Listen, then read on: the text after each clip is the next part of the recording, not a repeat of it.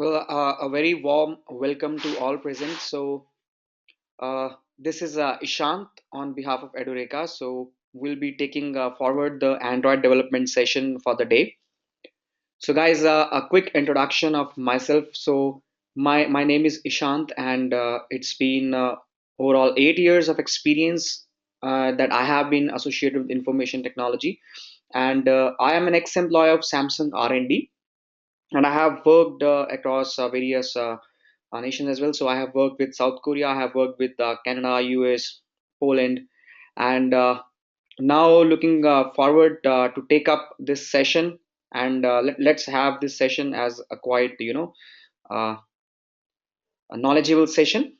And moving ahead with Android development session, let's quickly have first of all how to use the LMS, the portal of Edureka. So Edureka provides us already, the content which has to be delivered. So we got this LMS. So learning management system is there. So you need to sign into the LMS. So here we are. So we got this screen, and we can see that we have the tabs, the getting started, the pre-recorded classes, the course content, old and the new course content. So getting started will give you some inputs on the guides. Okay, so how you can use this LMS. So it has everything over here. You have the software and hardware requirements for Android. So it's just a general introduction. We got LMS introduction guide over here, so you can refer to that as well. We do have pre-recorded classes. So these pre-recorded classes comes up for all our modules. So you can watch these classes. Moving ahead, we got course content. So our course content is divided into two sections. If you can see, course content old and course content. So this is the course content which we will be taking forward, and this is the older one. Now since you can easily imagine that how many changes happens with Android, right? So every time the changes happen, so the new content, we keep on introducing the new content, and we keep on pushing the old content to the old one. So this is a bit something about our Android development LMS portal, right? Moving ahead with this LMS portal. So guys, here we do have something known as support system. For any kind of concern, you can always raise a ticket to the support team. Let's just see to it. So any kind of query, so please choose your corresponding subject. Okay, whatever the category you have, choose it, have the subject, and just post the question. So our team will get in touch with you once your query is received to us. So this is the support system. What happens for each and every module of ours, we do have something known as assignments. So we do have assignments, we do have assignment solutions, but we always appreciate if you guys proceed with your assignments yourself without looking onto the solutions, of course. So assignments can be always submitted to the support team. So you can simply attach up the solution of your assignment over here. So you can see the attached files, right? So you can attach up your solutions, and our support team will verify that. So in case of any concern, you can always move to this support. Now moving ahead with the content what we have for the day. So let's proceed with this. So Android development, so we'll be covering a lot of topics in our Android development session. So the very first module today, we have a simple introduction to Android development. So here today we'll be looking towards one of the components in Android which is effectively used, that forms the user interface. We call them the activities.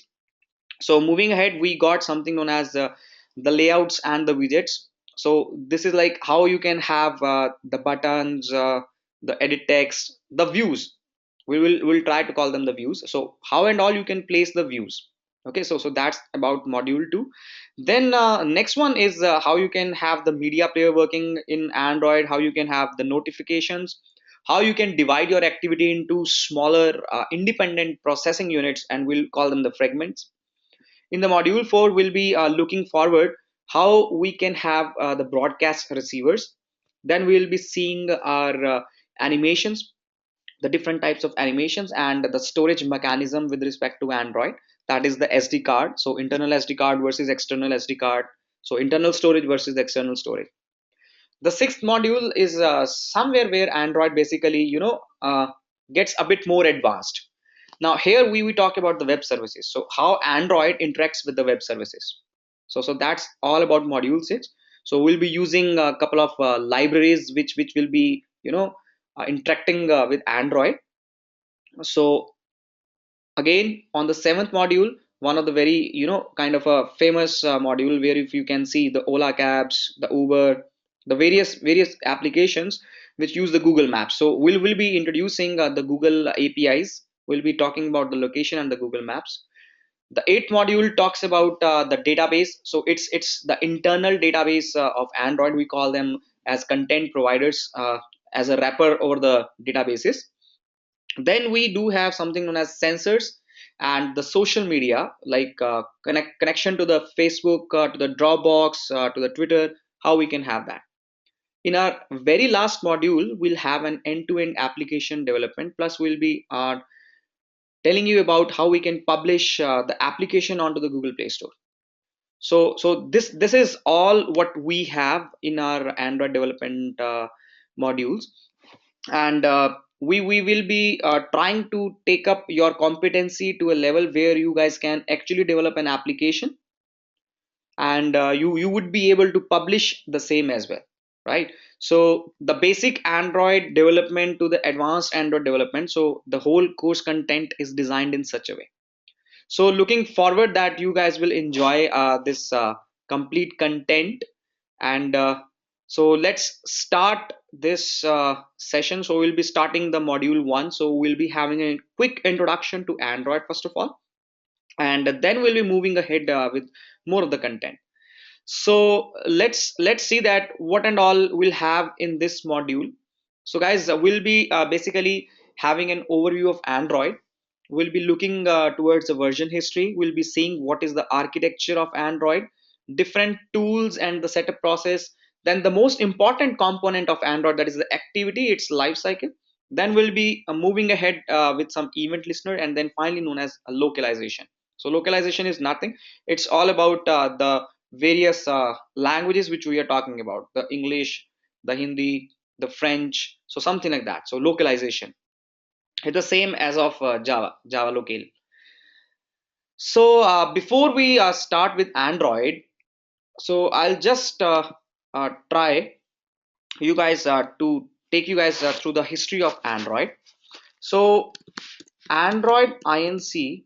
basically it was a company which got acquired by the Google, and this got acquired by Google in 2005. So Android Inc. was led by a guy named as Andy Rubin.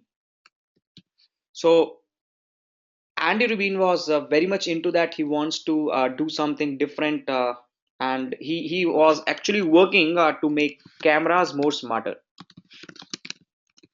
So this was the main prime area of interest on which Andy Rubin was working at that time. So cameras were, nowadays we do have something known as smart cameras, but at that time there weren't as such any of the smarter cameras, but we do have something known as smartphones coming up, touchscreen phones coming up at that time. So Andy Rubin's interest was to make camera more smarter, but Google acquired this Android Inc. So Android as a dictionary meaning means a humanoid which can act and react like a human being. Okay, so Andy and Android, so it goes off, right? So the name Android Inc. was because of this guy Andy. And now moving ahead with our Google thing. So Google actually made Andy as the chief of project called Android. So Android now basically was led by Andy Rubin itself under Google, and Android now was not as such a project for which cameras were supposed to be made more smarter. So Google did something that let us design an OS for embedded devices. So this was a kind of a, you can say a major revolution which Google was looking forward, and the main thing was that it should be open source. So Android is an operating system, and it is designed for embedded devices, not just for the smartphones. And Google manages this Android project under OHA. So this is again Open Handset Alliance. So this is an alliance of n number of mobile development companies. So a lot of companies, they are a part of OHA, and this OHA is led by Google itself. Moving ahead with OHA, so Google releases all this code under the OHA only. And talking about OHA, so we have Motorola, we have HTC, we have Samsung, all these major vendors as a part of OHA. So each and every vendor basically contributes to the development of Android as well. Now, moving ahead with this OHA thing. So Andy Rubin was made the chief, and Google rolled out the Android as an operating system, not just for the mobile devices, but for the embedded devices. Now, the very good example can be seen that Android these days, if you can see, it is available in televisions, it is available in printers, it is available in cars, infotainment. Moving ahead, we can see that there are smartwatches coming up, and the good thing we can see, there are something known as smart homes, rather Internet of Things, right? So all these scenarios Android truly fits in. So that is what the Android is all about now. So we cannot say that Android is an operating system. We can say that Android is an operating system for the embedded devices, right? And it's not specifically designed for mobile devices. So that's the very small introduction to Android. So moving ahead to the Android, let's have in our slides. So designed for touchscreen mobile devices such as smartphones, tablets, and computers. So that's really true, but it is not exactly designed for these purposes only. Okay, so we do have n number of fields in which Android's again coming up. So it's basically designed for embedded devices. Moving ahead, so we know that for Android, for any operating system, so we have the applications which will be installed on the operating system. So we do have so many different applications which are available in the Play Store, which can be installed on our Android as an operating system. So Android is much popular with the technology companies, which requires a ready-made, low-cost, customizable operating system for high-tech devices. Now this is a very basic. Android is open source now, right? So it's open source, and it's first open source mobile operating system as of now, which got really hit in the market. So before the Android, we know that Apple had their own iOS, Nokia had their own Symbian. So each and every company, so they had their own licensed operating system, and due to which such a revolution didn't come in the market. But the Google stepped into it, and they made this as open source. So now we can clearly see that the companies had a very major growth, right? So if you guys wish, what you can do, you can have your own set of devices. You can have your devices, you can port the Android, and you can sell the devices in the market. So that's what the Google has done. So take the Android as an operating system, put them into the smart devices, and you can sell it off. So just the cost of hardware you have to bear, the software will be given by the and Google itself. So coming ahead to the Android, so Android is basically based on top of Linux kernel. So we are very much aware that what a kernel is. So a kernel is basically a module which will be interacting with the hardware as a part of a layer in operating system. And Android's kernel is exactly what the Linux kernel is. So we do have some of the different components involved in our kernel, so we'll just have a look onto that. So the devices mainly uses the version 3.4 and 3.10 of the Linux kernel. Now Android applications run in a sandbox, so an isolated area of the system that does not have access to the rest of the system resources, unless the permissions have been granted. So what these two things are, let's try to understand them. So I'll just open up the architecture of Android first of all. Yeah.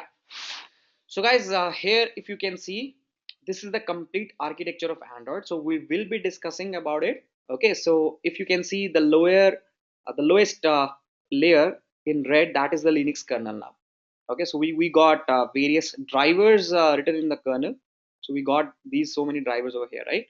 So each and every application is on top, right? If you can see, so Android as an operating system is basically a software stack as well, where it comes with a kernel, it comes with the libraries, it comes with its own runtime environment, where we do have something known as Dalvik virtual machine. So again, moving ahead, we got some framework, and then we got some applications installed on top of the framework. So this is how the architecture of Android is. So let us try to understand these flows one by one, and it will be very much easier for us. So the kernel layer is, if you can see, it's red in color. So this layer is basically written in C language, since we know that C is one of the native language which interacts most efficiently with the hardware. So over here, all you can see is the drivers which has been written in the C language and interacts with the hardware. So keypad, USB, the display, the camera, Bluetooth, so all of them, the drivers are there. The two of the things which we have is the different things. We have the binder IPC. So for inter-process communication, we do have something known as power management. So this is a different power management tool as compared to our Linux kernel. So all these drivers are more or less customized. Okay, so even though the kernel is the Linux kernel, but the drivers are customized now. So talking about the power management over here. So power management, if you can see that whenever you are using the phone, so what happens now? So whenever you're using the phones, you try to use them in a way 24 by 7 by 365, right? So in our power management, if you will notice, so by default after some time, what happens, the screen gets the phone goes to the sleep mode, right? So that's what the power management comes up. So we do have something known as wake locks in Android. So that wake locks come up as the full wake lock or the partial wake lock. So the full wake lock requests you to have the access to the screen, have the access to the CPU as well. Whereas some partial wake locks, so they tend you to give you only the access to the CPU and not to the screen. So consider that your phone is in a sleep mode, and behind the WhatsApp service is running, which is continuously looking that if any new SMS, if any new message arrives, so it has to notify to the user. And when the notification comes up to the user, so the screen has to come up, right? So this is what the power management will be managing for us. So it will try to save the power as well. So on top of kernel, we do have something known as the libraries. So if you can see, the layer over here is green, and the green layer signifies that these are in C++. Okay, so it's a general C++ library. If you can say libc. So we do have the WebKit, very famous one for browsers. So most of the companies use the same library, that is WebKit. So Nokia and all, they have been using the WebKit itself. Again, the SQLite, the library to store the data, that is the database which forms the database of Android. So we do have some media framework, we do have something open graphic library. So different libraries written in C++ are on top of our kernel. Okay, so moving ahead, we do have something known as Android runtime. So Android runtime now consists of core libraries. So these core libraries are the libraries which we are talking about Java itself. Okay, so these libraries come from Java itself. So since Java has Java virtual machine, in a way we have Dalvik virtual machine in Android. So just I will just try to explain what is this DVM all about. So we know that whenever you say the code in Java, the .java gets converted to the class file, right? On compilation. So in Android, what happens? The .class file gets converted into the .dex file, and we call this as Dalvik executable. So the .class file goes to Java virtual machine, whereas .dex file, it goes to Dalvik virtual machine. So that's the difference, if you will notice, in Android versus our Java thing. So we do have the core libraries for from Java plus a Dalvik virtual machine. Now the difference is whenever your application is running on operating system, so the JVM will be taking care about the Java application, right? So for n number of applications, we have a single instance of JVM. So that's how the Java flows. For Android, if you talk about Android, if you have n number of applications, so we'll have n number of instances of DVM. So here we are talking that each and every application in Android will have their own private instance of DVM. So moving ahead with this, so this is what we are trying to say over here now. So each and every application in Android, so more or less we try to say that they run in a sandbox. So sandbox do provide some of the internal storage space to each and every application. More or less each and every application runs in its own isolated process. So if couple of applications, they have to interact with each other, so we do use something known as inter-process communication. So in Android, each and every application runs in its own process and they share an instance of DVM. So on top of our libraries and Android runtime, we do have something known as application framework. Okay, so this application framework is, if you can see now, the application framework and the applications, they are all in blue color. So this color blue signifies the language Java. So the lowest layer, we have the C layer, then we have the C++ layer, then we have the Java layer. Okay, so framework is all set of APIs written by the Google, which we will be using to develop the applications. So consider that you want to develop something on top of framework as a phone application. So you need telephony manager, you need something like context, right? So we do need activity manager, we do need view system, so that you can display up some of the UI content, and then we do need to store the context into the database, right? So what will happen, from context application will be using something known as content providers, which internally will be using the SQLite. So what I am trying to say is that your applications, they interact with the framework, and your applications are built on top of framework itself. Now moving ahead with this same story, if you need to store a content, what you will do, you will open up an application. Your application internally will be using a content provider. Content provider will be making a call to the SQLite. So this is how basically the layers will interact. Now the native language is C and C++. So they both can interact with Java, and they can interact with Java using the Java native interfaces. So we do have a technology known as JNI, so Java native interfaces. So the layers in Android, they interact using the JNI, and so in order to have the interactions, so we do use the native calls. So let us now try to have a complete flow from top to the bottom and bottom to top, that how the things are gonna work. So let's try to understand that in case the phone's battery is low, so how the thing's gonna flow now. If the phone's battery is low, the battery is hardware, the concept will be in touch with the power management.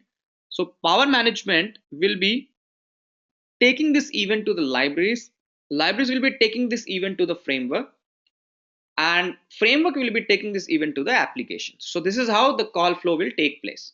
Okay, one of the biggest drawback is that each and every call from the lower layer has to be converted into the Java layer. So it, one additional step is there that we use, that is the JNI thing.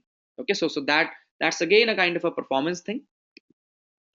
So this is all in all what the Android looks like, what the structure is. So we will be focusing on the application development layer using the application framework. So the lower layers we won't be discussing in our complete module.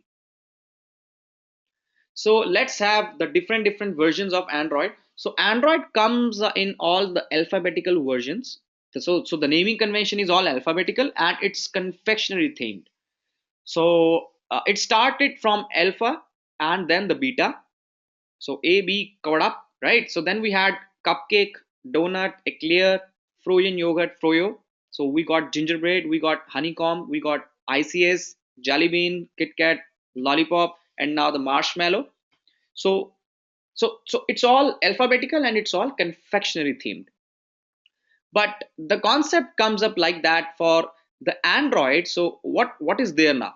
Each and every platform has a version, but they do have something known as API level. So what this API level is, very very important. So as a developer, so I will not be much interested in what the version is. So we will be interested in what the API level will be. So API level denotes the version for the APIs. So what I'm trying to say now is, consider that the framework had something known as the notification manager. So where notification manager is capable of uh, displaying only text, okay, and the other thing is a small icon. And in the next version, so Google has changed the notification manager, where notification manager can now have the notification displayed in some form of animations, right?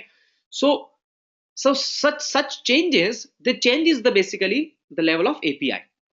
So every version they come with an API level, and API level denotes a change in the APIs. So that is what the API level is all about. And as a developer, we should be aware of API level, because at the time of build configuration, so we use API levels itself. Now looking ahead with this, so if you can notice now, so this comes up when you will be doing your first development class. I will just show you that. So as of now, the Froyo, it has the API level 8. Okay, so it comes up to as 99.5% of the distribution. So it means that out of 100% Android users, so 99.5% people, they have any application which can run as a Froyo. So let's take it in a different way. So consider that I purchased a phone at Froyo. So when I had Froyo, I got a release for Gingerbread, then I got a release for ICS. So after ICS, I didn't get any release. Okay, so any application for which you are targeting that you want your application should minimum run on Froyo, it's technically its API level should be 8. In case you wish that your application should only run on Lollipop, so minimum version, minimum API level should be 21. So API level is a kind of a distribution concept where you are saying that if minimum API level is 8, it means whatever the application you are developing, it will start from Froyo. If the minimum level is 17, so the application which will be installed, so it will be installed starting Jelly Bean, and the higher version, not the lower versions.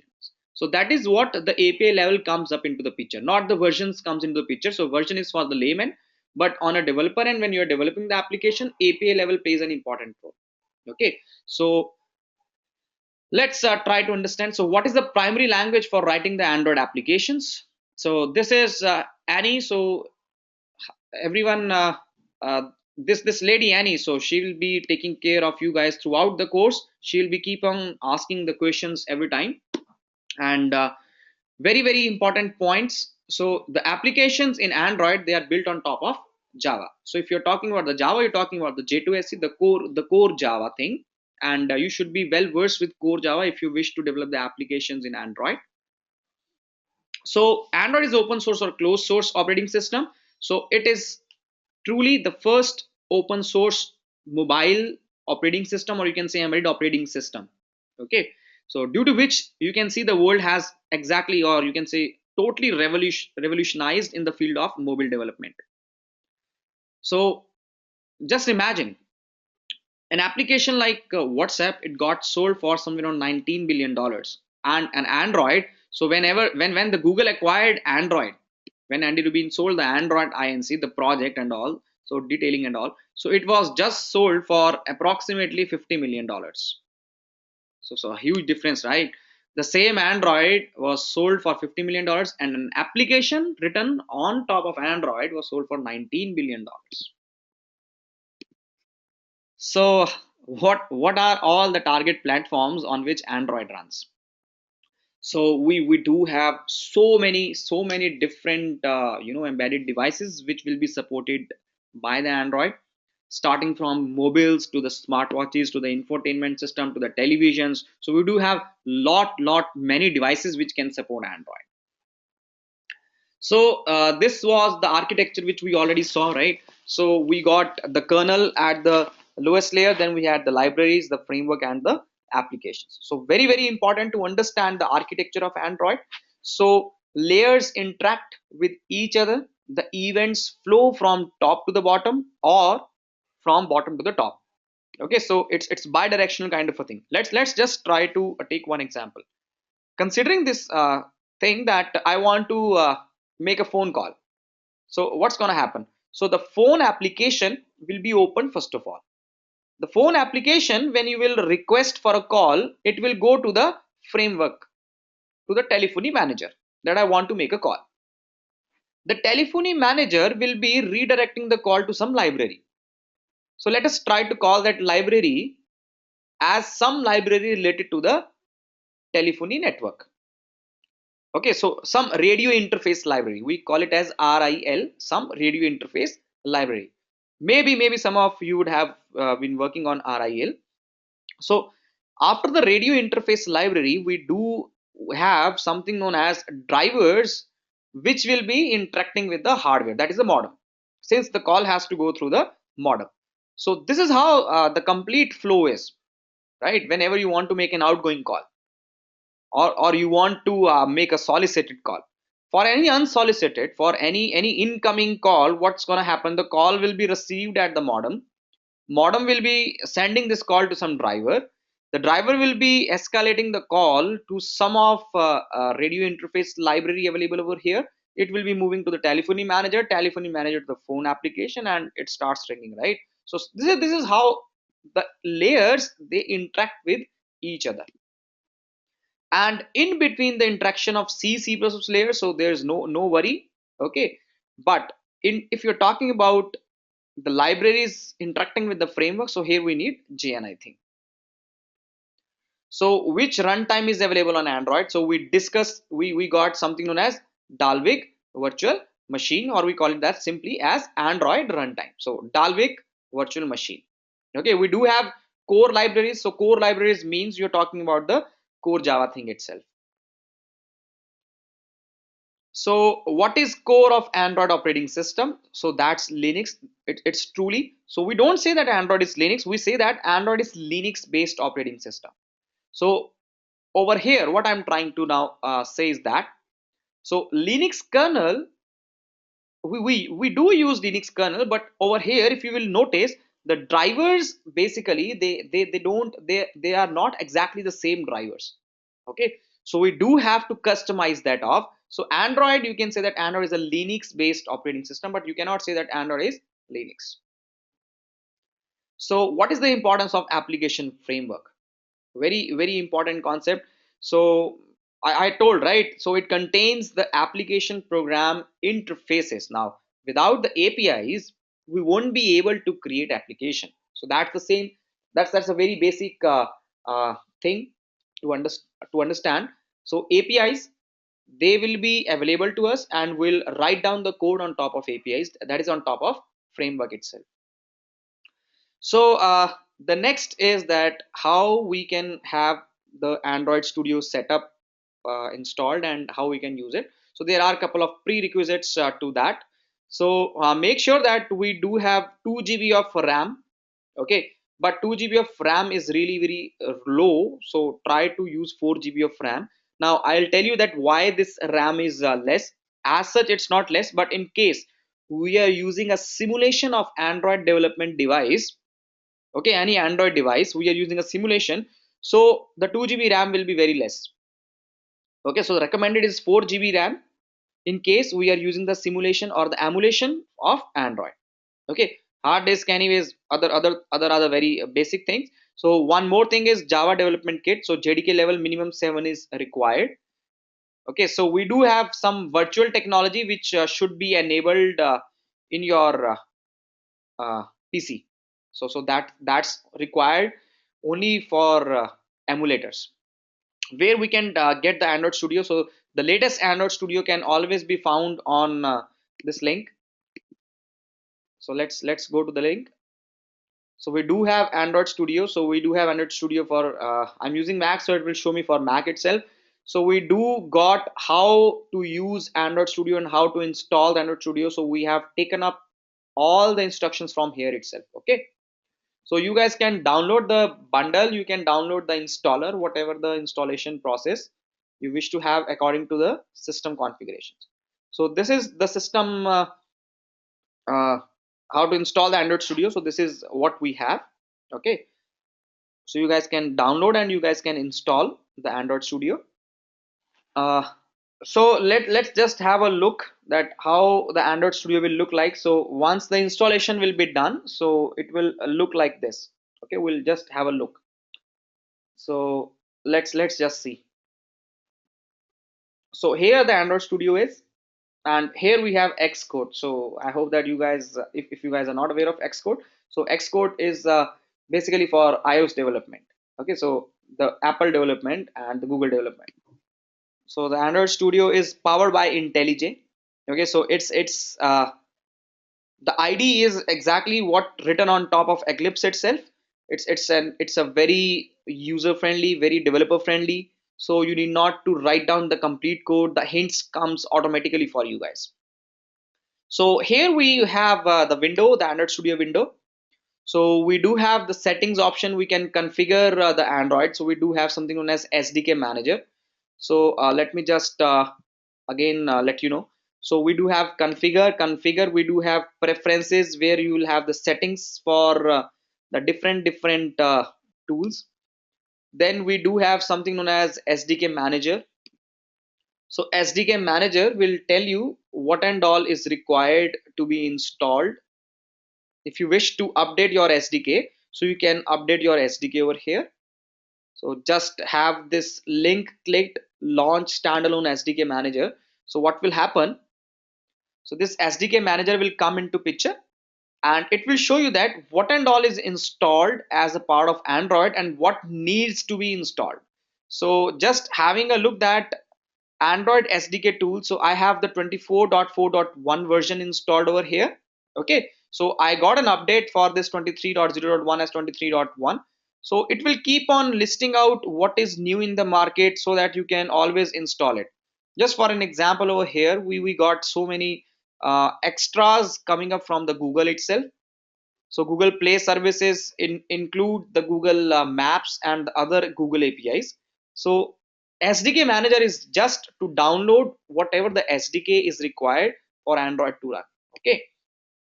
So this is what a very basic configure option will do. So majorly we'll have to say start a new Android Studio project. When you say start a new Android Studio project, so configure your new project window will open up. So guys, this is very much simple and basic. You have to just tap next and it will be done for us. Okay, so what is the name of the application you want to choose? That's the first thing. Then comes up the domain of the company. So let us have edureka.co. Okay, so what is your application all about? So let's have my app. Now if you can see, this is the label of the application. Okay, this is the package name. I mean to say that is the starting of the package name. So it's basically the domain of the company. So whatever the company domain, so try to write down that. So the package names is exactly done as such co.edureka.myapp. So in a reverse order. Okay, so this is the path where the applications will be installed. Sorry, will be saved off. So I'll just choose a proper location. Okay, so you can always alter the project location if you wish. Hit the next. Now here's what I was trying to explain you guys on API level. If you can see, the API level is coming up over here, right? So a for what and all platforms you wish to create your application for. Phone and tablet, Android wearable, television, Android Auto, glass, or something like that. But we are focused for phone and tablet. So we'll be looking forward for phone and tablet itself. So minimum SDK is API level 17. So now what I'm trying to say over here. So it says that by targeting the API level 17 and later, so we are trying to say that my application will run only on API level 17 and above, that is 4.2 and above. If I choose to be 1.0, right? So it means my application will run from the very first version to the last version. So this is what the minimum SDK version you are choosing. Okay, so please do not get confused with this concept. Okay, so whatever the minimum version you wish to target, you can choose that. So it will always show you that approximately how many number of devices you are about to cover. So sometimes I face this query that why it cannot be one always if it covers 100% of the devices. Now the concern is like, uh, consider near field communication NFC. It came in some version of Android, let us say Android ICS. Okay, so if NFC arrived in ICS and you are saying that the minimum version should be 1, and we know that the API level 1 will not have the APIs for NFC, right? So that's where your conflict will begin in the code, right? So we choose the minimum version accordingly.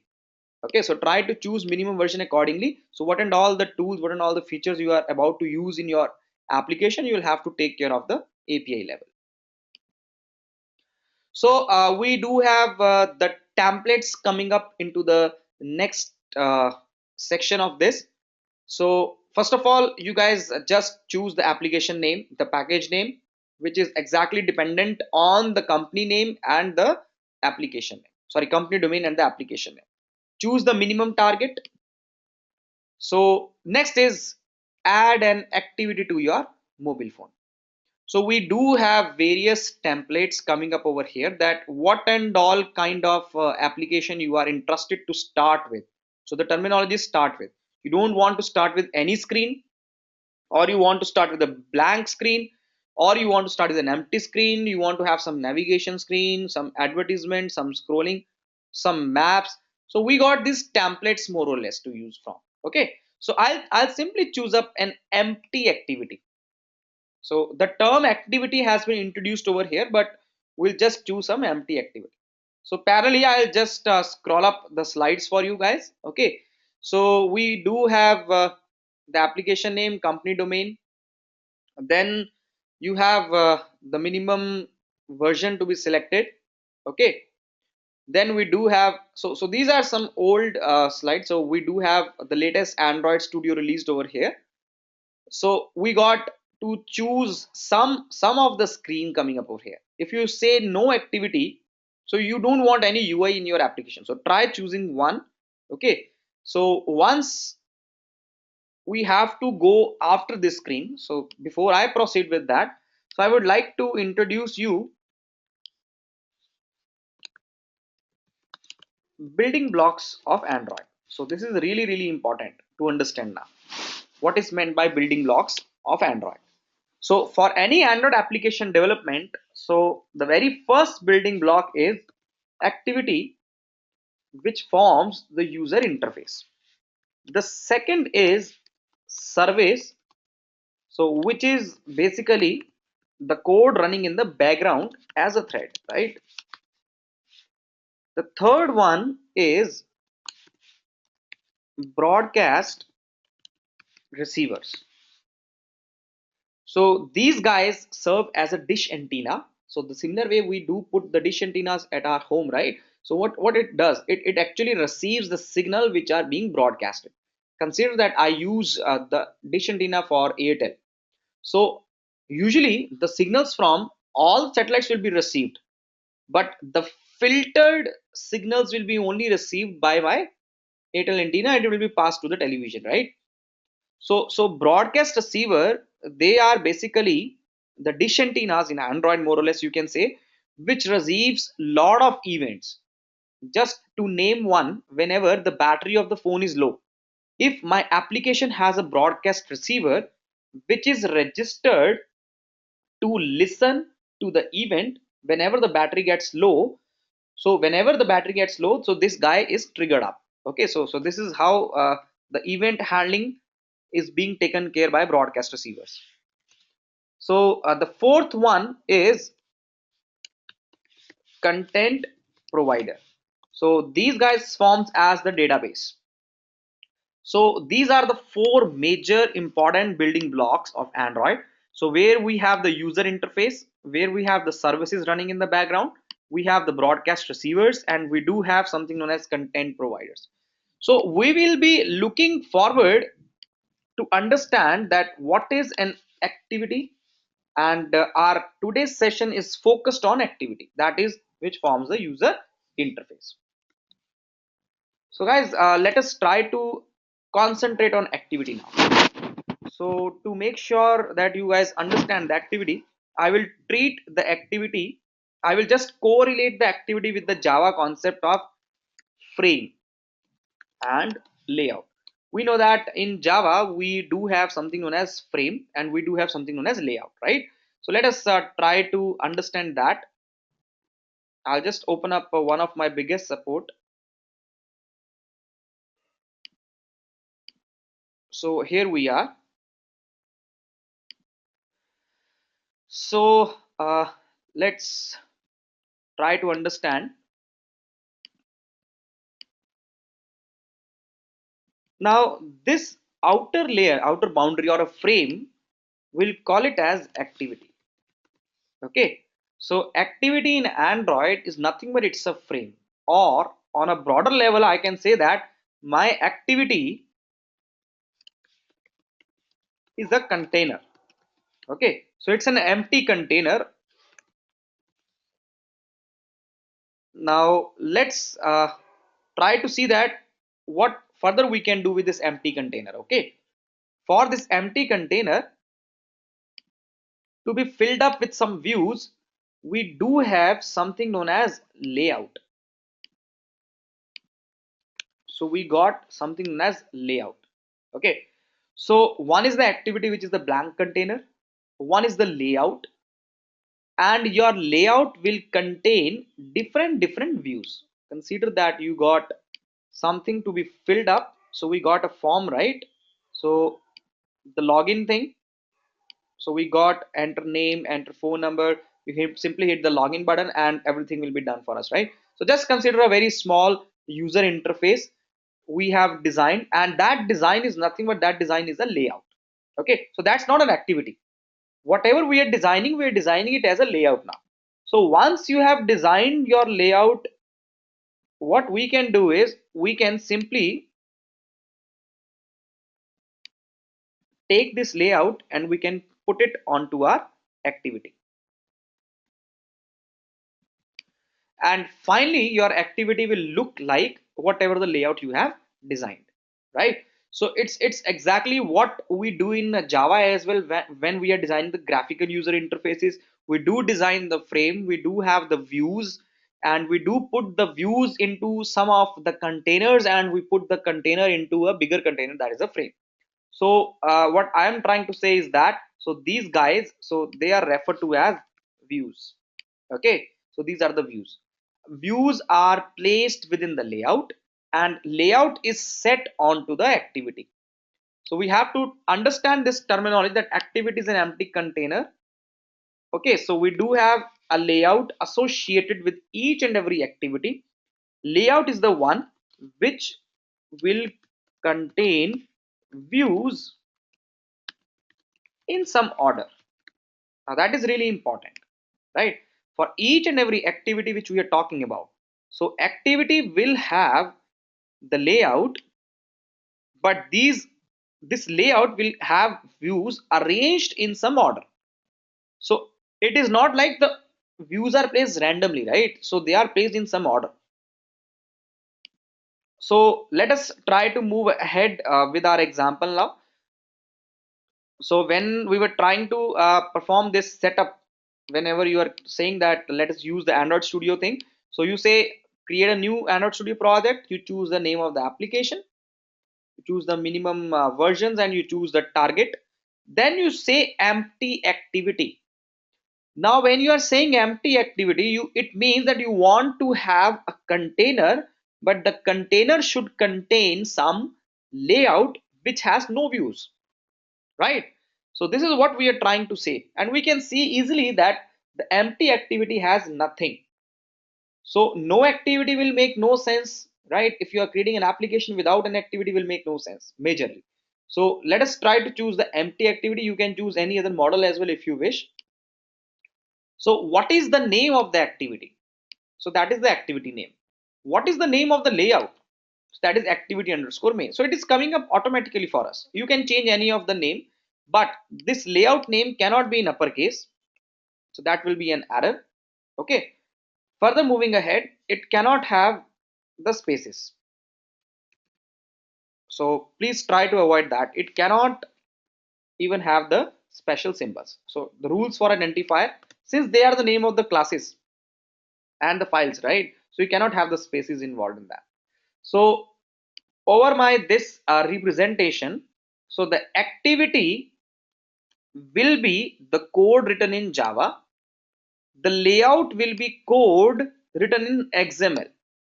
This XML will be dynamically populated by the Android system itself to develop the object which can be represented as a view of the activity. So that we won't be taking care of. Okay, so we'll be just focused on one thing, that how we can have the layout designed in XML.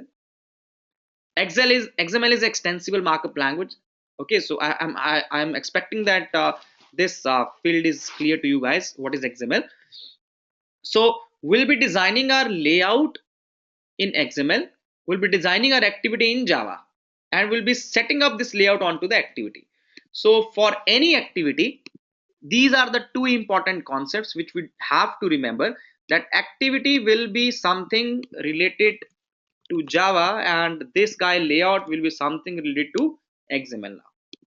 So let us try to take this concept further. So any activity will have the name. So this guy will be in Java and this guy will be in XML. Okay, so let us finish it off.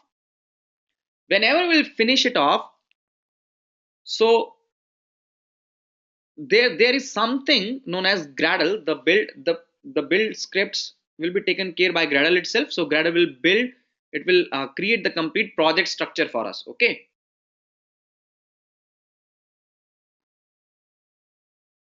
so now it may take, depending upon the system's configuration, it may take a lot of time, it may take very less time. So it's totally system dependent. So at the end of the day, what we have is, we do have something known as the project structure ready for us. Okay, so if you'll see on the left hand side, we got so many directory structures which have been created for us, and here our code has been opened up. If you can notice, so we got two things, just rendering it up. Let it just get rendered away. I think it will take time, a bit of time. So let's move ahead with this slides only. So guys, over here you can choose the layout. So this is again the old Android Studio. Okay, so finally you have to hit the finish button. So once you will hit the finish button, your Android Studio will create the project and it will give you the welcome page. So let's have this welcome page for us over here. Please guys, have a look now, right? So there are two important things for any activity. One is the activity, one is its layout. For every layout file, you will have design and text. If you can notice this text over here, so design and text. So design will give you a graphical user interface, that how your layout is looking like, and the text will give you what is the code behind your design. So your main activity.java is coming up over here, right? So we'll try to discuss the complete Android project structure in detail now. Okay, so over the left hand side, if you notice the project view, it has been selected as Android by default. Let us try to select it as packages. When you select it as packages, you will see that we just did next, next, next, and we just finished off our application. And there are so many packages which are coming up automatically for us.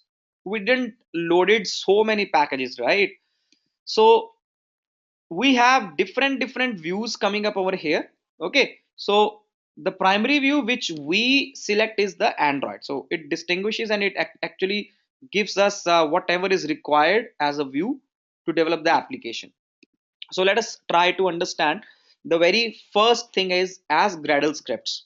Okay, so Gradle is a build tool more or less. So we had the build configuration file written up automatically for us for the module app. Okay, if you can see, there is module application app coming up. So build.gradle will have the information that what is the SDK version with which you will be compiling your application. That is a 23.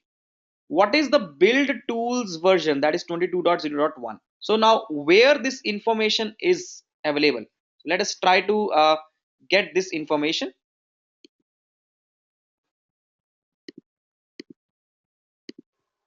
So guys, whenever your Android will be installed, so there will be a respective path to your Android SDK. So I'll just show you guys that where your SDK will be installed. So anyways, you guys can always open up your preferences. So here Android SDK, your path of SDK is coming up over here, right? Where your SDK gets installed. So you can browse to that path and you will find that we do have something known as build tools. So these build tools, so these get updated automatically time to time. So Android will automatically prompt you that there is some update and you can download the update. So every update will be downloaded in the SDK itself. Okay, and whenever you will be doing the first installation, so it will always be the latest installation if you will download it from the developer.android.com. Okay, so yeah, I just missed out one important link for you guys. If you talk about Android, the best thing to follow is developer.android.com. For any confusions or any doubts, you can always navigate here. So it has the complete documentation of Android, and you can always refer to learn and to explore more of Android from developer.android.com. So I will not refer you guys that you should be going through any ebook or any book. So try to refer only developer.android.com. Okay, so this is the best book which you can have.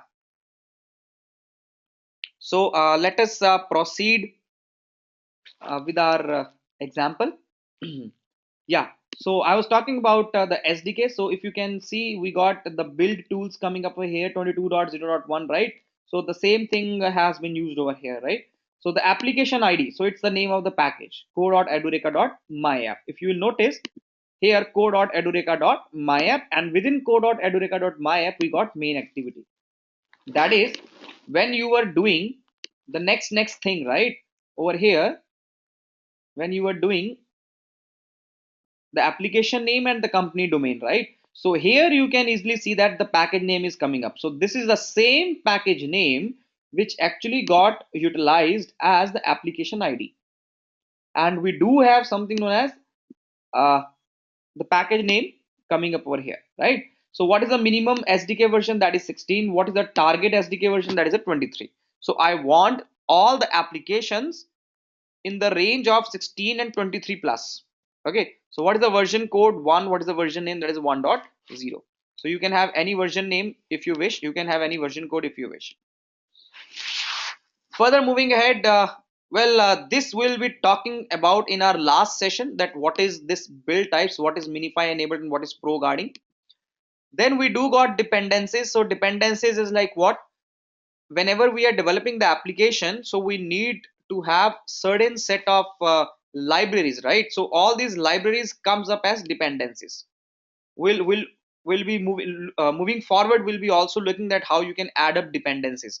Consider that you want to have any external library which you want to use in your application. So what you can do is you can add up the library as a dependency. Okay, so that is the dependency code coming up over here. So that is about the Gradle script. So all other files are related somehow to the same level. Okay, so we need not to go much with this. So it tells us that what is the Gradle version which you have to use. So that is the build.gradle of project. The other one is for the module. So we do have the properties, and we do have the Gradle properties and the local properties, right? Where it tells that where the SDK is, and the settings will say that you have to include the module app. So all the things you can explore yourself. So the major thing is what is this app as in module. Now proceeding with the Android's app structure. Now this is really important. Within the app we got three important folders: manifests, Java, and resources. So now we have to understand this point, that each and every code whatever you have to create as a source code, so that's gonna be in Java, right? So that's gonna be a part of Java. So within the Java we got the folder structure. So the below folder is for the testing purpose, so we'll just ignore that as of now. So whatever the source file which you want to develop, so please right click, new, and you got the options that I want to create a Java class, I want to create some package, anything. Okay, so anything related to Java, we do have it in Java directory under our package. So you can have another package under the same package, right? So you can have the UI package as a separate package, you can have database package as a separate package, so something like that. So what and all are covered in the res directory. So res stands for resources. Okay, so what and all the resources you wish to utilize in your project, so they come under res directory. So to name one, we can easily see that there is something known as layout. So we do had a discussion where I told that your activity, it will have a layout. So now clearly if you can see, the Java code comes up in this code.edureka.myapp. So it is main activity. And if you will notice, within the resources, within the layout, we got a file named as activity underscore main. Both the naming convention, both the names. So we actually provided these names at the time of our setup wizard, right? So next. So at that time we provided this. So activity underscore main. So what activity underscore main has? So it has a design, it has the text. Two things. We discussed this thing as well. So for Android to have a user interface, so let's just brief it up. To have activity, the activity should be in the Java code, and its layout should be in the resources in the layout. Okay, so other than this, we can have the images as a resource. So the application comes with the icons and the images, right? So all these icons and images, they are also referred to as resources.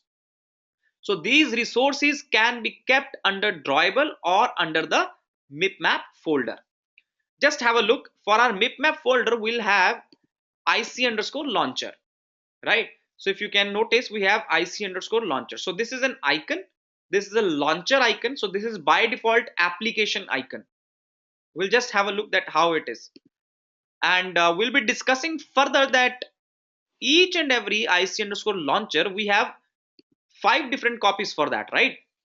HDPI, MDPI, XHDPI, XX, and XXX HDPI.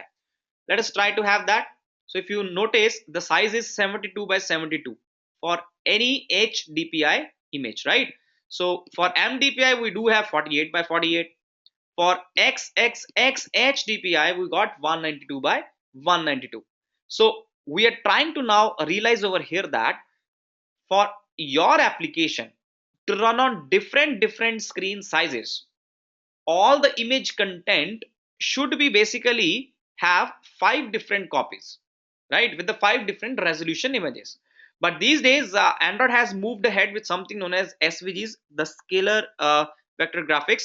So rather than these concepts, you can use SVGs as well in Android. Okay, so moving ahead now, so we do have activity, we do have layout, we do have drawable and the mipmap folders which will cover the icons, the images. Then we do got something known as values. So the values contain so many XML files. Now the very first XML file is the colors.xml. The other file, so colors.xml is like what? It's a kind of a hash map, right? So we got the key and we got the value. So in Android, basically we try to use the values folder so as to maintain some hash map kind of a data structure. Okay, so dynamically these values will be converted in the data structure itself. So we do have the name of the color as color primary, and we do have the value. So if you can notice out over here, so we do got this color value. You can always change the value of the color, it will be reflected over here like this. Okay, so this is how the colors you can put, and we will see that how we can use these colors or other resources.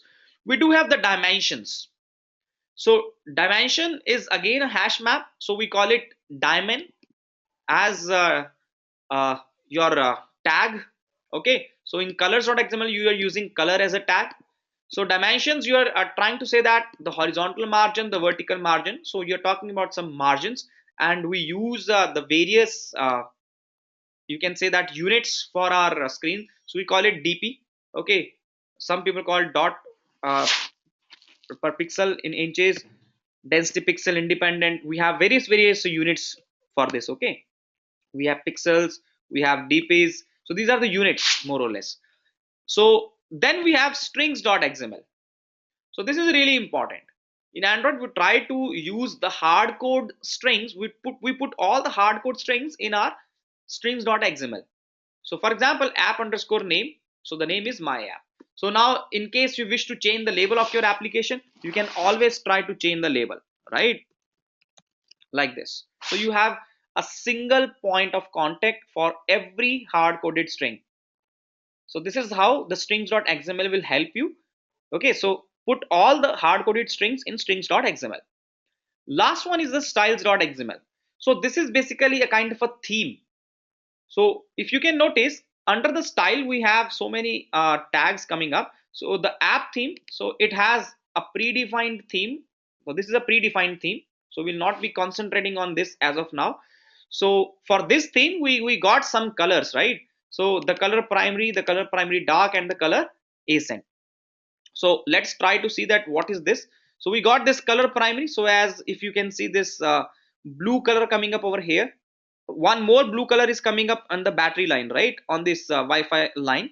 So this guy, this is known as action bar, and the line on which you can see the rectangular section on which you can see the timings coming up, so that is known as a status bar. So this is the status bar, this is the action bar or the app bar. Okay, so over the styles we try to define the color for the action bar and the color for the status bar. Okay, the color accent is something which I won't be able to describe as of now. We'll be seeing it later. Okay, so I'll just explain when the course will go ahead. So moving ahead, in Android's application structure, the very first thing is the UI part, that is the activity. So that's a Java code which goes within the Java directory under the package which you selected. Its layout file goes to the resources, that is represented by res as in short, but it stands for resources. Okay, so within the resources we got the layout directory. In the layout directory we got the xml file, which actually is a layout which has two views, one is the design and one is the text. Okay, so other than the layout we got drawable and mipmap, in which we try to place images and icons with the different resolutions so that they can support different screen sizes. Under the values we do have four important concepts now: the colors.xml, so that you can maintain the different colors. So now it's very easy, right? So guys, in case you have used color primary across your whole application and you don't want to choose the color blue, right, and instead of blue what you want to choose is the color red, and you can simply replace the color, and this will be reflected throughout your application. So this is what I am trying to say now. So you don't want to use the color blue, you want to use the color, some other color, right? So it will be reflected throughout the application. Same goes with the dimensions. So what and all dimension? So dimension is like what? Let's try to understand. if you will notice, so if you can see now, right? So the app bar and the status bar, it has been changed.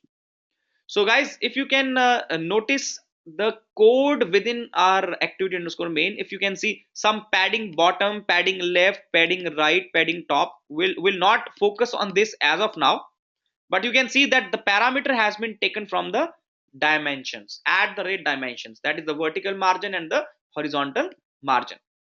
So we'll see that where and all these margins are used. Next is the strings.xml. So all the hard coded strings, they come up as a resource over here.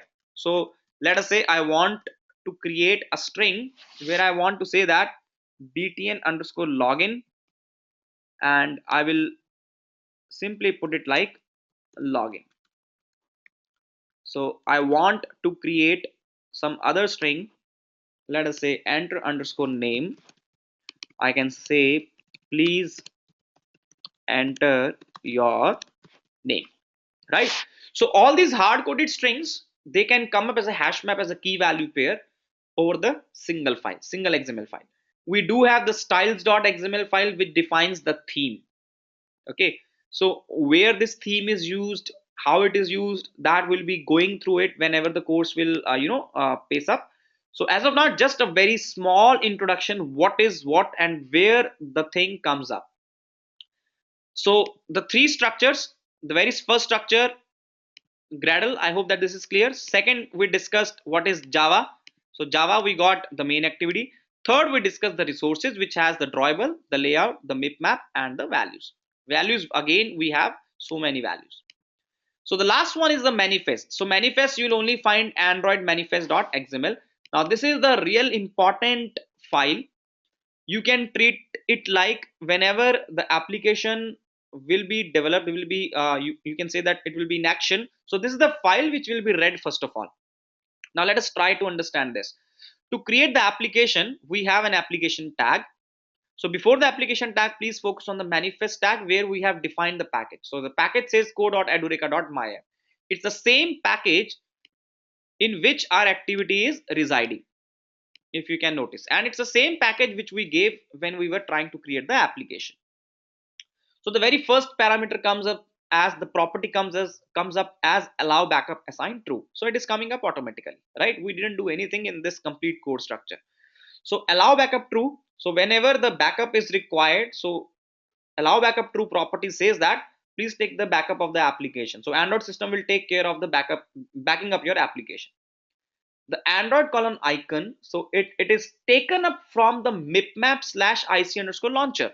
So within the resources, we got a folder named as mipmap. Within the folder mipmap, we had ic underscore launcher, right? So add the rate mipmap slash ic underscore launcher. Now which ic underscore launcher has to be taken, whether it's hdpi, mdpi, or any other, so it will be taken care by Android system. It will decide based on which resolution, which phone screen size the application has been installed on. So it will take care of it automatically, that whether I have to use hdpi or xx hdpi. Okay, so that is how the icon goes off. So in case I wish to change my icon, so what I can do, so let us try to see that. So what I'll do is I'll quickly go and I'll quickly take some icon, let us say music.png. So I'll just put it in drawable. So copy paste, that's it. So this is the music.png icon. Okay, so any icon you wish, you can have it. Now I won't say at the rate mipmap slash ic underscore launcher. I will say at the rate drawable slash music, right? So now the icon of the application has been changed. Similar to the icon, we do have something known as label. So you guys can also put this music in mipmap. Okay, so in case I am not maintaining the xhdpi or the mdpi copies of music, I am just maintaining 64 by 64. So it means that it will be automatically trying to stretch or to shrink the icon onto the application depending upon the screen size. If you have provided the different resolutions, it's good enough. If you haven't provided, it will try to do it automatically for you. So in that case, many times on bigger resolutions, so the image gets distorted. Okay, so that's why you have to maintain it. So the label, so where this label is coming up, so label is coming up from the string slash app underscore name. So any resources in Android that is accessed with the name. So strings.xml. So we do had something known as app underscore name. So in my manifest file, what we have is Android colon label. So what is the name of your application? Label of the name of the application will be identified by the package name. Okay. So label means whenever you will install the application, so with the icon, what is the label which is coming? Like for WhatsApp, you have an icon like WhatsApp. Okay, and the label is WhatsApp, but the package name can be something different.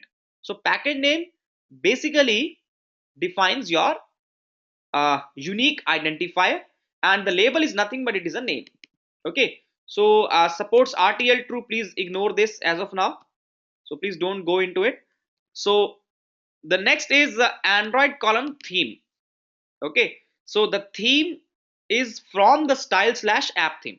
Now by default the theme is theme.appcompat.light.dark action bar, some class. Okay, so our app is app theme, but this app theme is extended from the theme.appcompat.light.dark action bar, where it has some components lying under down, right? So this is what we have stated within the applications property. Next, what your application contains as of building blocks. So as of these four building blocks, what your application contains? So our application contains only one building block, that is the activity. So ideally the application will have all the four building blocks, right? So you will be using activities for sure, you will be using databases for sure, you will be using services for sure, you will be using broadcast receivers for sure. Okay, so if you are not building hello world application, okay, so other than hello world application, if you're trying to develop a professional application, you would be requiring these building blocks. So we got only a single building block, that is the activity. So it clearly means your manifest file is a place where you're trying to register your components. Now if you will not be registering your components, so they will not be instantiated.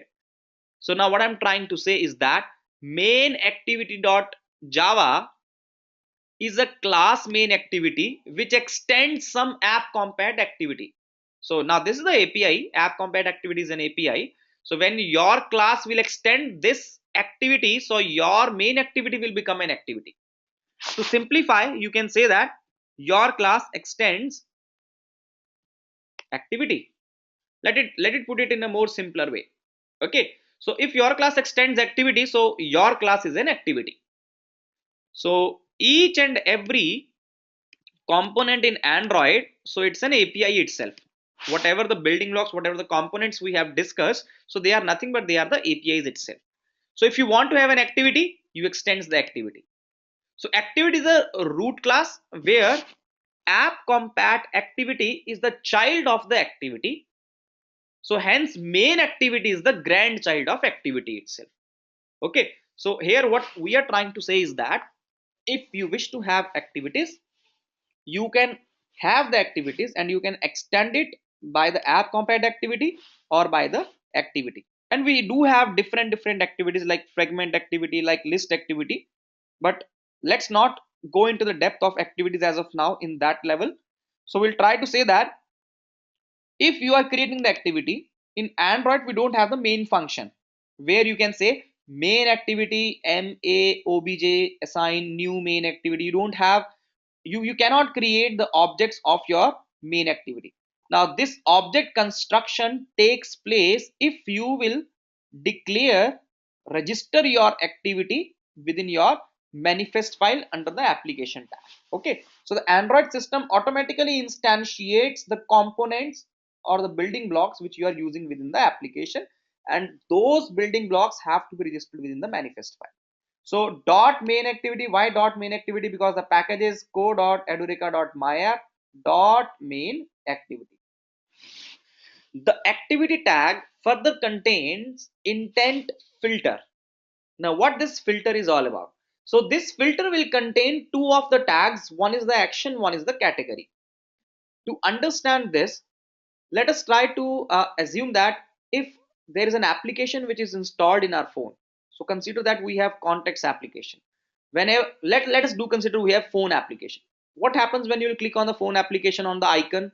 Whenever I will click on the icon, whenever I'll touch the icon, one of the user interface will come up, and that now we understand that user interface in Android is called activity, which will have a layout. So I am trying to say whenever I'll touch the icon, an activity will pop up. That activity will have some layout. Okay, so what is that activity? That activity is the main activity and it is the launcher activity. We treat this filter action and category as an and condition. If you wish your activity to come up on touch of the icon, that is you want your first activity to come up, right? So for first activity to come up, that activity's action should be strictly android.intent.action.main and its category should be launcher. So it works as an and condition, main and launcher. So any activity who is main and launcher will come up whenever you will touch the icon. Other than one main and launcher activity, you should not have any other activity which will be main and launcher. Okay, so what I'm trying to say is that if you have any other activity in your application, okay, so it shouldn't be main and launcher. So you cannot have touch on one icon launching two activities. Okay, so at a time you can only have one activity. So in an application there will be only one main and launcher activity. Other than main and launcher activity, you can have the activities. For them you can have any action name and the categories should be default. Let us try to understand what I am trying to say. So let us say new Java class, my let us say some second activity. So I got this second activity. I'll simply say that this guy extends something like app compared activity. Okay, very basic. So we created a class. Now this class, it's not a normal class, but it's an activity. So I cannot instantiate it. So for anything which has to be instantiated as a building block, please register it into the manifest file. Okay, so I say that this is the second activity, but my second activity cannot be main and launcher. So what it can be? It can be anything in action. So what is this action? Please ignore it.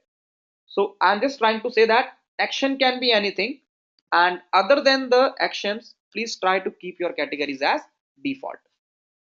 Okay, so this is how we are trying to treat activities within your manifest file. So I hope that this point is clear now. So let us proceed ahead with more of the details. So just a small recap now. So the Android's project structure over here, it will contain an app folder and a Gradle folder. So Gradle is basically a build tool which will be building your app, which will be taking care of whole the process. So build.gradle will contain the information related to the project, that what is the SDK, what is the build tools, what is the version and the other information. The code structure comes under the app folder in three parts: the manifest, Java and the resources. So manifest, Java and resources, let's have the Java code. For the Java code we do have the package. Within the package we'll have the building blocks. So here we are just talking about the activities, and we do see that activity will be the Java code, which will have a layout, and the layout will be in the XML file, in the XML code. So the activity resides in the Java code, okay, and the layout of the activity resides in the resource directory. So resource will have again further the four folders. The drawable and the mipmap represents any icon or any image which you wish to have in Android. The layout will represent the layout for the activities. The values folder will have the the key value pairs for the different uh, colors, dimensions, strings, or some styles, right? So if you can notice now, second activity does not have a layout, right? So what you can have right click, you can have a new layout resource file, and you can name it as activity underscore second, any name you wish to have. So you will get this. Okay, so text will come automatically for you, so design is there now, right? So now how we can proceed with linking the layout. So the very first step which we have seen is that how the activity is created, how the layout is created. Third one is that how you can link your layout within the activity. To link the layout with the activity, we do have to understand that each and every activity or each and every building block in Android will have something known as life cycle. So this is now the another concept which we'll be discussing. Each and every component in Android, either it is the activity or the service or the receivers or the content providers, they will be having the life cycle out of all the building blocks or the components in Android. So I'll just say the building blocks or the components of Android for application development. We do have something known as life cycle. Okay, so what is the life cycle? Life cycle is the series of callbacks. Okay, so it is a series of callbacks now. So it starts from on create, on resume, on start, on restart. So I'll just cover up on restart later. Okay, so create, sorry, it is create, start, resume. We do have pause, stop, and destroy. So we'll be taking care of these life cycle callbacks. Okay, we'll be trying to understand that how these life cycle callbacks, these are utilized, and we'll see that when and all these life cycle callbacks will be called automatically for us. So for any activity, we do have life cycles like on create. So guys, just going through this now. So just a small section of coding. So how do you write it? So you say on create, so automatically you will get so many options now, if you can notice, right? So you can have on create. So for the on create, we can just have this. We can ignore the second parameter as of now. So please just try to understand whatever we are trying to write over here. So now you can see we have an annotation known as override. So these APIs, these callbacks, they are available in the app compat activity. Since app compat activity is a child of activity, okay, so activity class has these all lifecycle callbacks. So what is the on create, what is on resume, on start? So we'll understand that. Okay, so first of all, try to just write down the on create function. So whenever you will write the on create function, on create API, so it will have something as an input. So please ignore the input, but make sure that we do have a super call. Okay, so super call is required so that the activities life cycle can be managed. So I hope now we understand the meaning of life cycle, that is the birth till the death. Okay, so create till the destruction. We'll understand this life cycle in very detail. But why this on create? This on create is required so that you can have something like set content view. That is, what is the view, what is the layout file for my activity? So that is always precisely written in on create. Okay, so you say r dot, where r stands for resources, dot layout dot activity underscore second. So guys, now I'm just trying to finish up this for you all, that your activity which is extended from some predefined API, that is an activity itself. Okay, so it will have on create API. Within the on create API, we do have an API call that is set content view, which says that what is layout of this activity. So moving ahead with the same uh, example, so we do got something known as layout, right?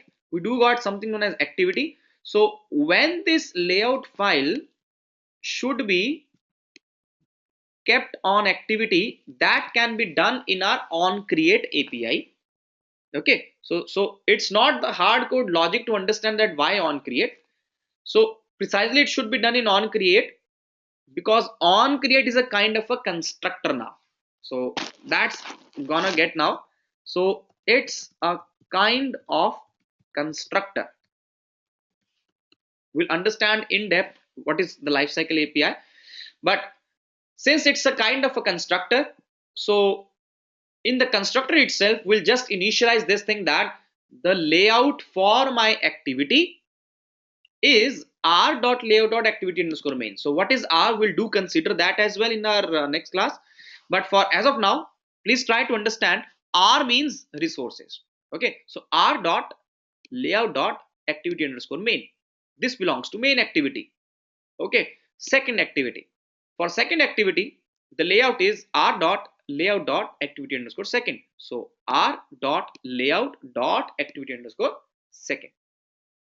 So in order to see that the life cycle, how the life cycle works, let me just give you a little more introduction to the Android Studio.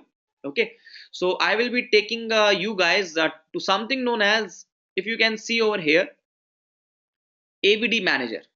So we got these three Androids, right? 1, 2, and 3. The last one is Android device monitor. So we will be looking to it in our next session, right? Whenever it will come into the picture, not now as of now. So I'll be taking you guys through the SDK manager. I already did that when we opened our project, right? So this Android SDK manager, you can launch the standalone SDK manager and you can just check for the updates of the SDK manager. Okay, so the last one over here, this one, we call it as AVD manager. So please click on AVD manager. So AVD manager, so Android virtual device. So AVD stands for Android virtual device. You can create the virtual devices. So it's very basic and very simple. You can say create the virtual device. So for what uh, category you wish to have it, you want to have it for phone, you want to have it for tablet, smartwatch, television, or you can add a new hardware profile as well. Okay, so here you can add a new hardware profile. So if you say phone, you can choose different templates over here. Now you can have an Nexus 5, you can port whatever you wish. Okay, so now if you can notice, there is one is the image for ARM processor, one is the image for Intel processor. So please do not try to install the image of ARM on Intel or of Intel on ARM. Please choose accordingly. Okay, so then you can have next, you can give the name to your AVD.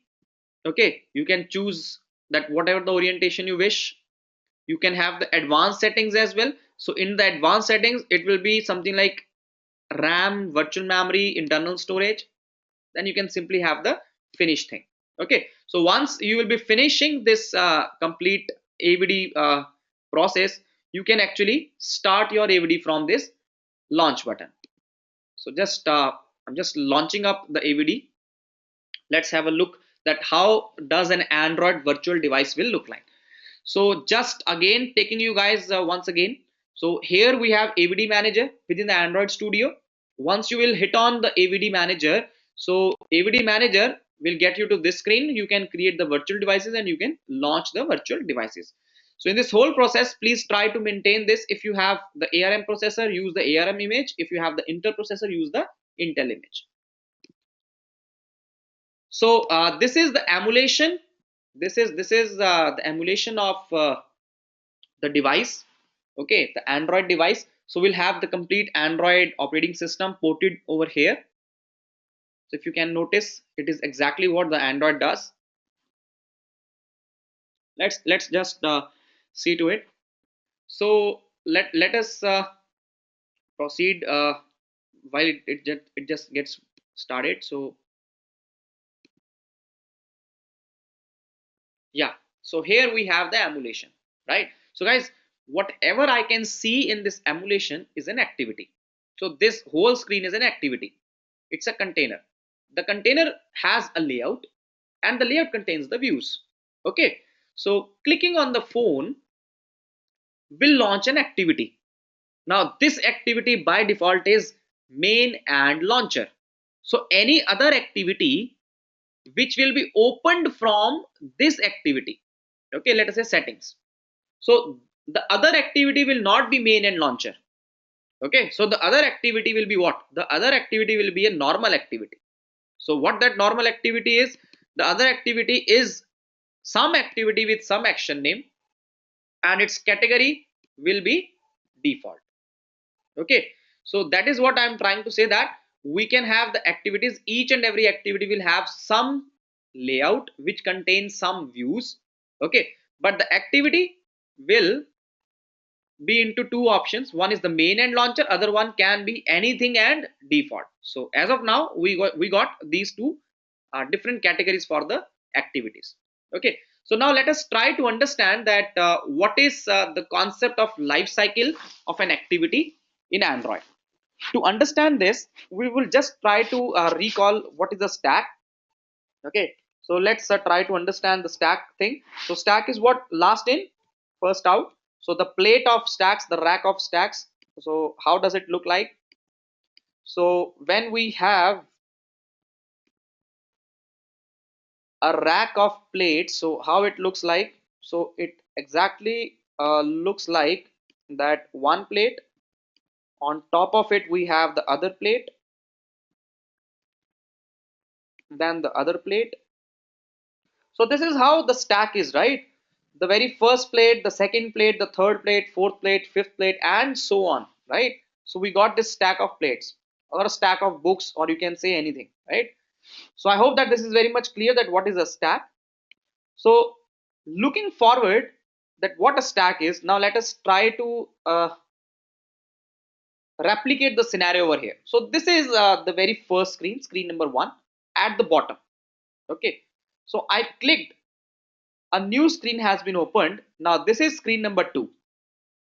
So I'll try to represent this screen number one, screen number two. Okay, so on top of this we got screen number three. So on top of screen number three we got screen number four, we got screen number five, and we got screen number six, right? So this is how we have moved ahead. So screen one, screen two, screen three, screen four, screen five, and so on. So we are going back from the topmost screen. So I'm pressing the back button. So 5 to 4, 4 to 3, 3 to 2, and 2 to finally 1, right? So it is exactly last in first out principle which we can see over here. I will just replicate it once again. This is the bottom plate, right? So on top of it you are launching some other screen. So screen 1, screen 2, you got screen 3, right? So as of now, screen 3, screen 2, and screen 1. So let's just launch one more screen. So screen 4. So we got this scenario now over here. So we got screen 4, we got screen 3, screen 2, and we got screen 1. So it means, so whatever the screen is on the top, I will be able to see that. Please have a look. So whatever the screen is on the top, I will be able to look at that. Whenever I press back, so what happens? So on pressing the back button, this screen goes off, and when this screen goes off, screen 3 comes up, and whatever the screen is on the top, I am able to see that, right? So this is exactly what the stack principle is, that is the last in first out. So this is what the stack is in terms of activities. So now we can understand that in Android, whenever you are opening the activities, basically we are opening the activities in terms of stack, right? So a stack is being maintained. Now this stack which is being maintained, we call it as backstack or task in Android. Really important fundamental. So a task in Android is nothing, it's stack of the objects of activities, right? Placed on top of either. So LIFO principle is being maintained if you are talking about the activities. So activities in Android, they are opened up, right? So they are opened up in terms of this stack, and we call it as task. So moving ahead with this task, the very first thing we know that we created a class known as main activity, or we create some other classes, right, which we say that they extend some activity, but we do not instantiate it. We do not instantiate it. So how this class gets instantiated, how the object gets created dynamically? It gets created dynamically because of manifest, since we have a tag known as activity available in our manifest file, right? So that's why your object gets constructed. Whenever the object gets constructed, on create will be invoked. So please, I'm trying to write this. Whenever the object is constructed, who constructs the object? Android system will construct the object for you after reading the manifest file. You should not be doing it. Okay, so object is constructed. At the time of object construction, on create will be called. The very first point. Second point, now we know that this object is by default constructed. So this object is lying in the stack. I clicked other object, I clicked some other object, so clicked some other object. So every time a new activity is opened, it means object is constructed and on create is called as a first lifecycle API.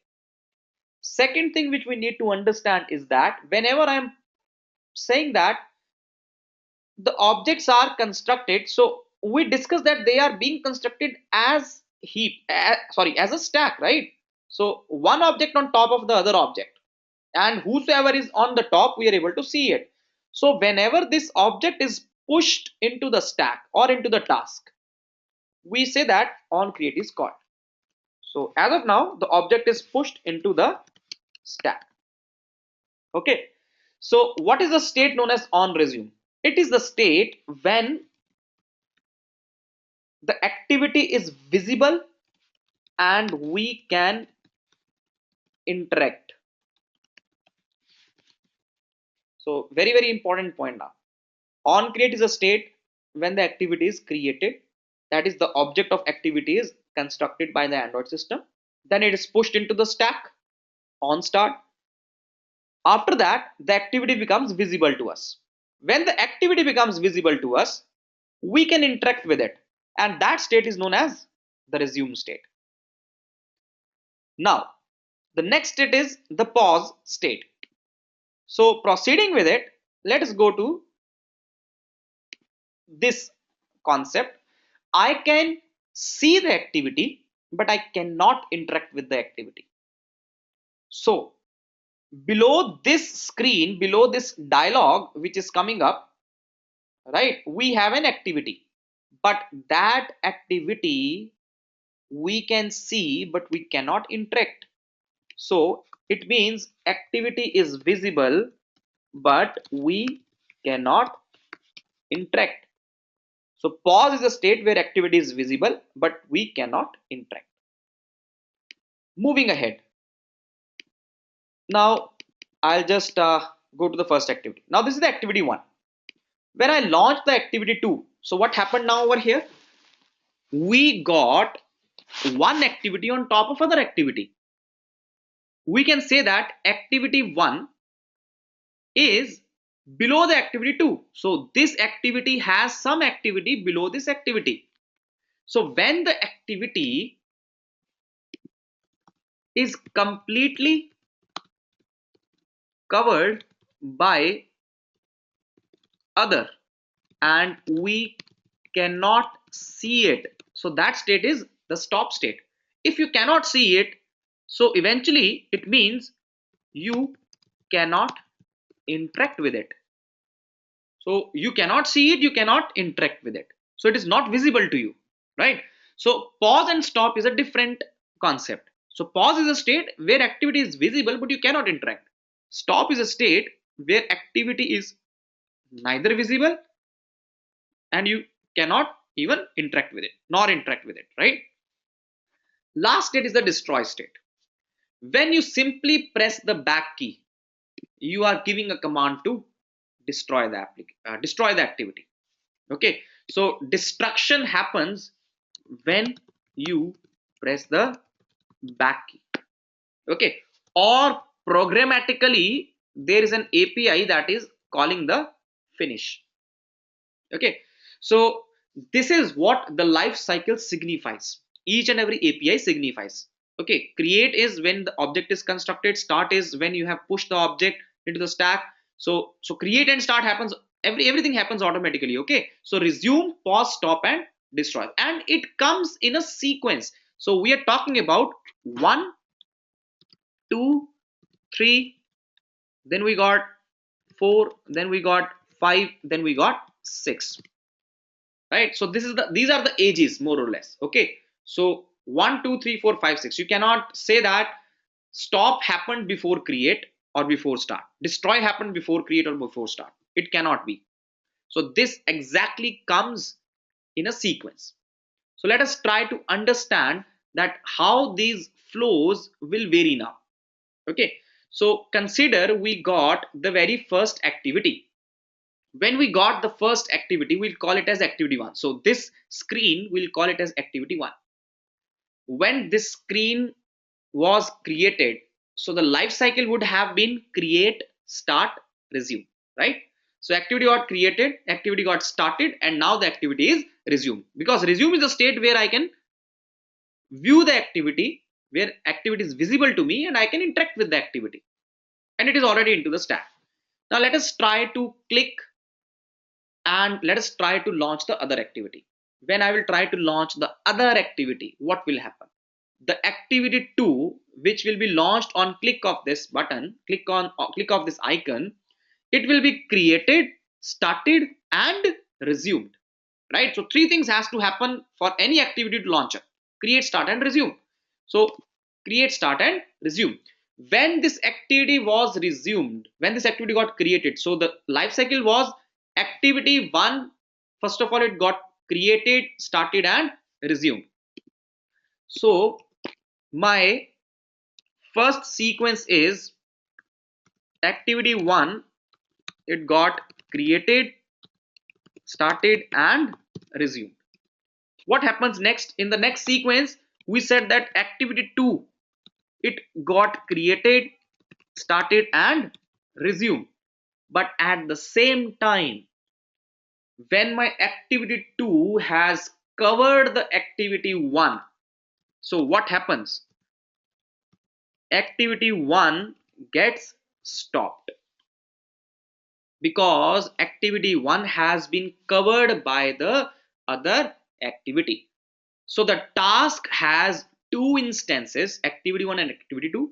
If you can notice now, it has two instances, activity 1 and activity 2. So activity 1 is created, started, resumed, and stopped, whereas activity 1 is created, started, and resumed. So as of now, the current scenario says that activity 1 is in on stop and activity 2 is in on resume, right? Now if I press the back key, so I am eventually trying to fire an event where I want to say that please destroy activity 2. If I will say destroy activity 2, so what will happen? Where the state is resume. Now pressing the back key means that I want to destroy it.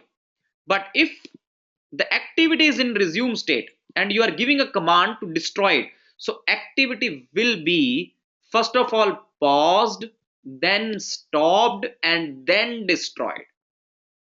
So please, what I'm trying to say now, fourth is that press the back key. So pressing the back key means what? I want to destroy activity 2, but activity 2 is already into a state known as resume state. So pressing the back key means destroying the object, but for the object to go to the state known as destruction, the activity 2 will first of all go to the pause, then go to the stop, and then it will be destroyed. So the sequence will not change now. Okay, so 1 2 3 4 5 6, the ages will not change. Now if the activity 2 will be destroyed, so what's going to happen now? If I press the back key, so activity 2 will be destroyed. How to destroy it? After the resume, it will be pause, then stop, and then destroy. The previous activity, the activity 1, was in the stop state. So we know that if I press the back key, the below activity is in the stop state. Now whosoever is in the stop state, right, so it will start becoming visible to us, right? So it means, clearly means, from the stop state it is coming to the resume state, right? So from the stop state, activity was in stop state, and we know that activity 1 is now coming into the resume state because it will be completely visible to us. But for stop, stop is linked with start. After the start, it will go to the resume. So start and stop are linked. If your activity is stopped and it has to resume again, so activity 1 will first of all start, so stop, so number 5 it will go to number 2, and then it will come to your resume, that is number 3. Moving ahead with the same story now, your activity, so let us try to say here your activity is in resume state, right? So consider that this activity number 1, will consider that this activity is activity number 1. Okay, so let us have another scenario where we are saying that we have an activity 1, so this activity 1 is in resume state. Okay, so if an activity 1 is in resume state, so what's going to happen? On top of the activity, I'm going to bring up some dialogue. So when I'm bringing up some dialogue, so what's going to happen? So we will be seeing that activity from resume state, it will be moving into pause state, right? Because I can see the activity, right? Activity is not completely non-visible to us. Okay, so I can see the activity, but I cannot interact with the activity. Now as soon as I will cancel, the activity will be resumed. So what I'm trying to say now is that, so if an activity is paused, so pause is linked directly with the resume. So if any activity is paused, okay, so that will be resumed. If any activity is stopped, for that activity to go into the state known as resume state, it will be started and then it will be resumed. So this is how the life cycle varies when we have two activities working together. Okay, so the create till destroy. So the one concept is that for any activity which is in stop state, I said that it will go to the start state. But how it will go to the start state? For any activity which is stopped and which will be visible to us, for stop it will go to the restart, and then it will go to the start. Okay, so the life cycle is managed in this way that for any activity which is stopped, stop is linked with the start, of course, but for the stopped activity, the activity there I'm introducing the other life cycle, that is on restart. Okay, so for any activity which has to be resumed again, which is already stopped, so it will be restarted, then started, and then resumed.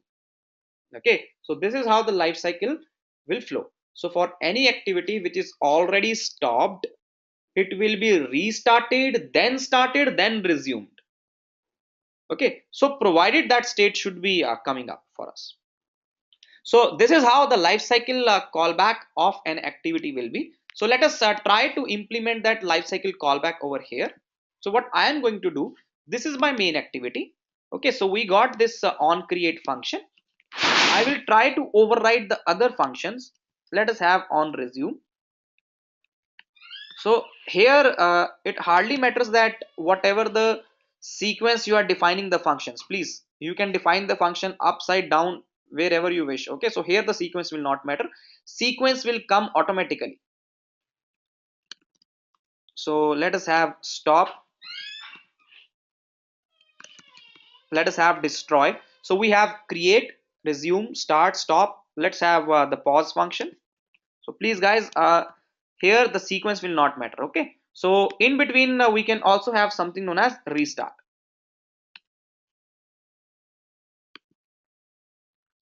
So to prove this, whatever we have discussed, I'll just put a small toast. So this toast is a kind of a you can say system.out.println statement which I am going to use. So toast is a small dialog, small piece of information which will come on the screen and it will automatically disappear. So what I'm going to say is that main activity on create.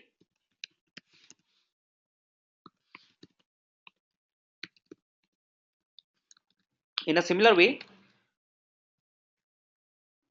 we will be taking care in on pause.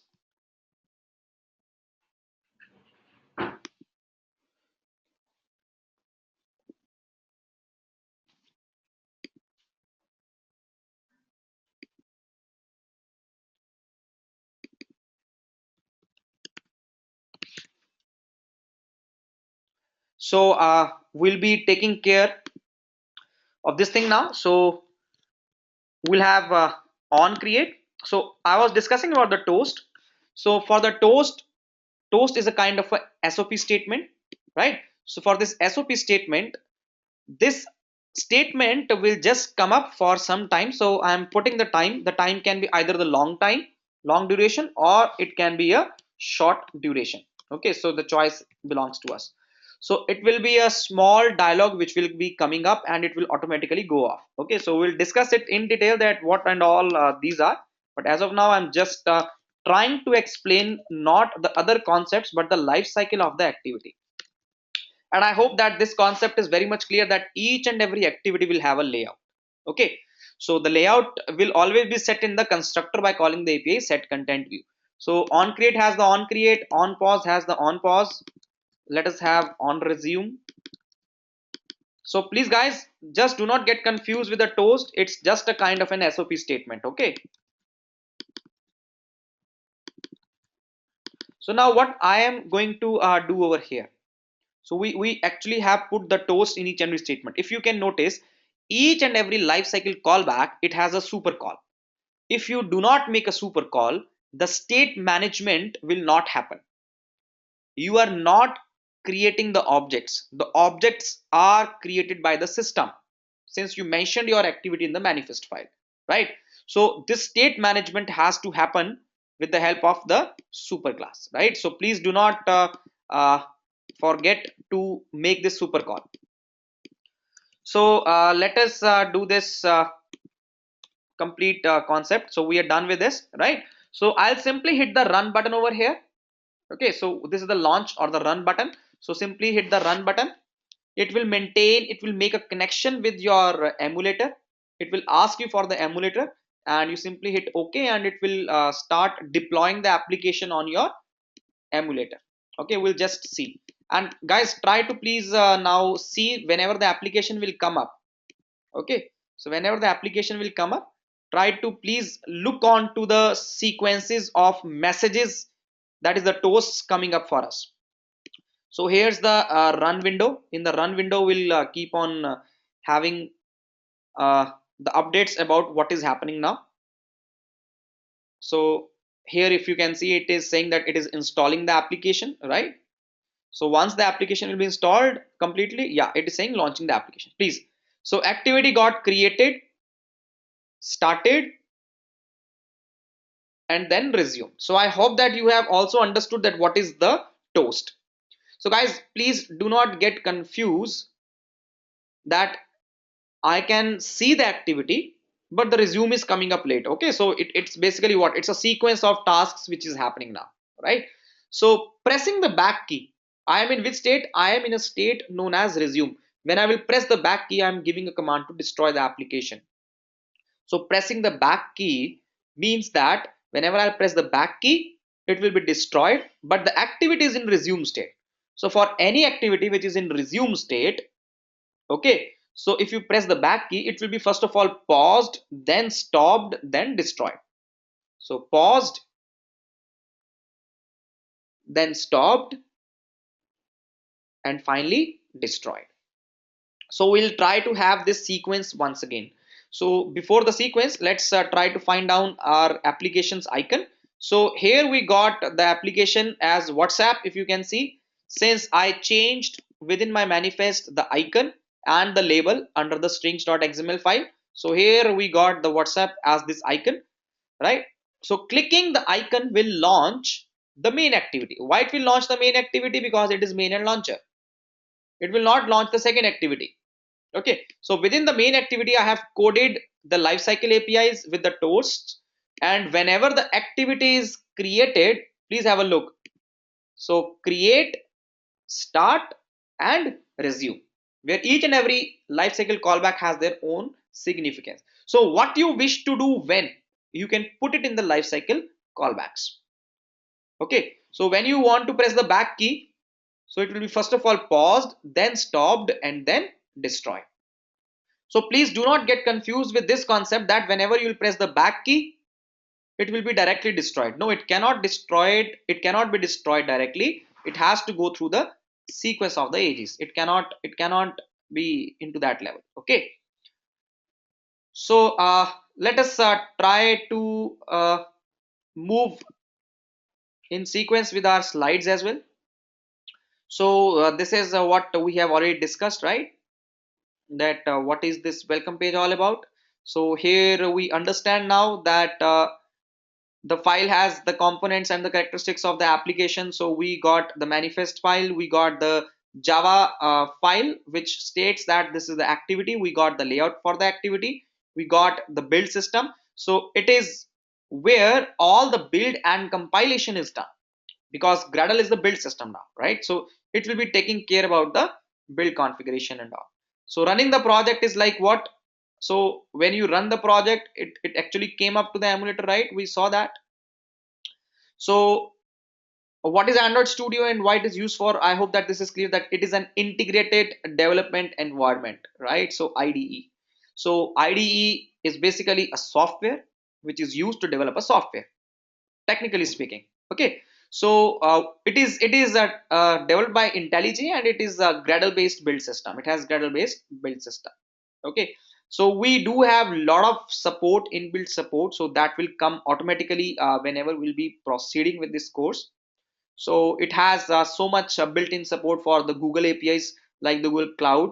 We do have Google Cloud messaging, right? And we do have much more with it. So what is mean by SDK and what is the importance of it? So I hope that this is very much clear. Software development kit. So it comes with the set of APIs, not alone with a set of APIs. It comes as a package where we do have the tools, right, by which you can perform a lot of actions. We do have some APIs. We do have something related to the hardware, something related to the computer system, right? So what's the difference between emulator and simulator? Now this is really important.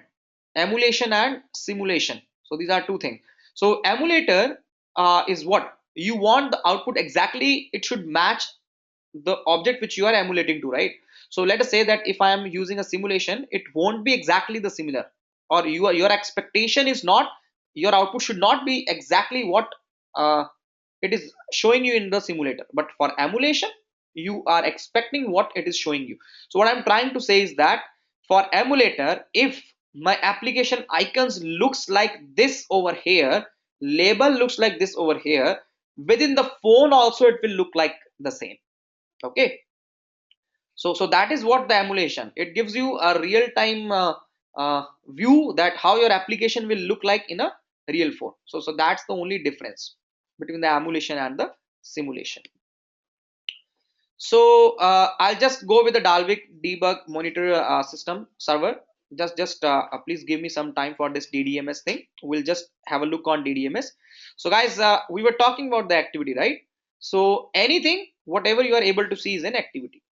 The only thing is this: each and every activity has its own layout, and the layout contains the views, and this layout is set onto the activity. Okay, so almost all the activities interact with the user. We understand that, right? Users can interact in order to do something such as dial the phone, take a photo, email, mapping, any damn thing, whichever you can see is an activity. So activity is a single focused thing that a user can do. That's true now, right? Activity class takes care of creating a window. So that's what how we are correlating our activity with the graphical user interfaces in Java, right? So the window typically fills the screen, but may be smaller than the screen and float on top of the other windows. So as of now, we saw that there was a dialog coming on top of the activity, right? So there can be screen sizes which can be smaller than the other screen sizes. So guys, this is the life cycle which we have discussed. So it starts from creation, start, resume, pause, stop, and destroy. So in between we got a restart. Okay, so creation, resume, pause, stop, destroy, and I hope that this is very much clear. So please do not use this log.i as of now. Okay, so try to implement it with toast, whatever we have done. So we have seen this demo already. So let us talk about something known as the lifecycle method. So what gets called when, right? So which lifecycle method get called when application goes into the background? So we can exactly perform a demonstration on this. Okay, so create, then start, and then resume. Now what I will do, I will simply press the home key. When I will press the home key, so what's gonna happen, some other activity is going to come on top of this activity. So it gets paused and then it will go to the stop state. So if your activity is in resume state, it cannot directly go to the stop state. It has to the pause, it has to go to the pause, and then it will go to the stop state, right? So now let us see our answer.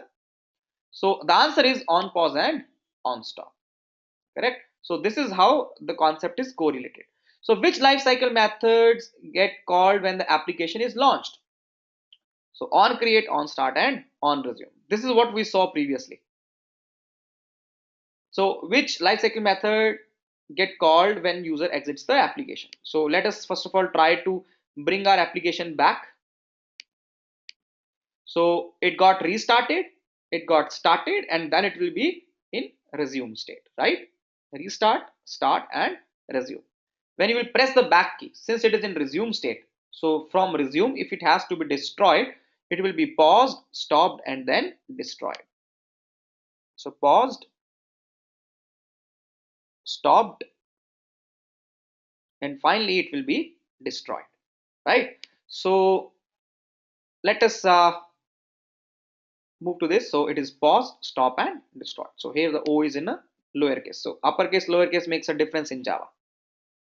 So I hope that the life cycle callback is very much clear to every one of you. Okay, so what is this life cycle? So they has to be maintained in a sequence. Please, you cannot change the sequence.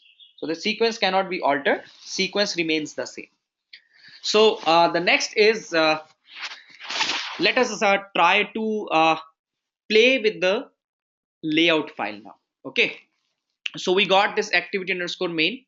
So for activity underscore main, we can see that we got this design, right? So uh,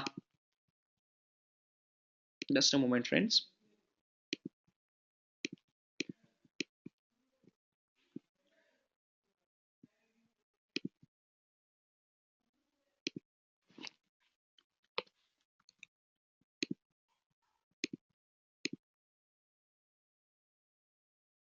Yeah, please. Here it is. It has rendered now. So guys, if you can notice, I'll just delete this. I just got one relative layout tag in my complete source code. Okay, so this relative layout tag is there. So there's nothing. I can just see this blank empty screen. From my left palette, what I will do, I'll simply drag and drop some view. Now this view is known as a text view. If you can see widgets, I have a text view. So here I got a text view. So each and every view, okay, will have a class, and each and every layout is known as a view group. So I'm trying to now get to the other topic now. So we got something known as a view group, and we got something known as view. Okay, so view group is the layout, and view is the one which will be contained in the view group. And the concept is that these two are the classes in Android, where view is a parent class and view group is a child class. Okay, so what I'm trying to say is that view group represents the layout or arrangement or order in which views will be placed. Okay, so how the views are some kind of buttons, they are some kind of checkboxes, they are some kind of edit texts, they are, many more, many more. So how these view groups will be? So view groups will be kind of linear arrangement, one after the other. That is the linear layout. We can have a relative arrangement. That is, you can place the views anywhere if you wish. We can have scrollable arrangement. We can have arrangement in the form of grids, that is the rows and columns. We can have arrangement in the form of list. So view groups, they are nothing but they are the layouts, they are the arrangements, and we call them the parent or the root tags. Okay, so these parents contains the views. How they contain the views? So let's just focus on that point now. So we got the root element by default as relative layout. Okay, so each and every view, either a view group or a view, okay, so it will have the width and the height. That's the very first and the prime thumb rule. For every view there should be width and height. Okay, so it says match parent, match parent. Rather than match parent, we can have something known as wrap content. Okay, match parent means it is matching the whole screen. The width is exactly matching the whole screen. Okay, so if your height is also match parent, it means it is matching the whole screen.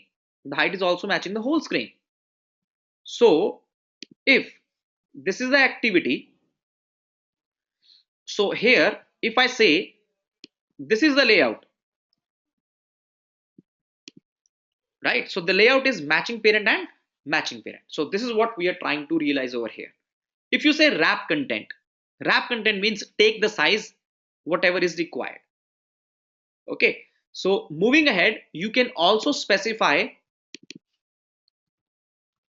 like this, that I want it as 200 dp. So the width has to be 200 dp. So dp is the units, px the pixels. Okay, so but usually we say it is matching the parent,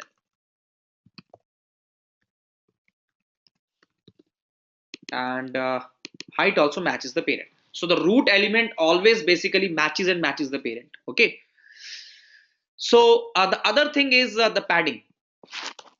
So you can have Android colon padding. So padding is the margin. Okay, so you can have 10 dp. So just have a look. So this is the margin now. So whenever I am dragging and dropping, can you see the margin coming in the outer boundary? The outer boundary, there is a line which has been drawn, a rectangular section, a dotted rectangular section, right?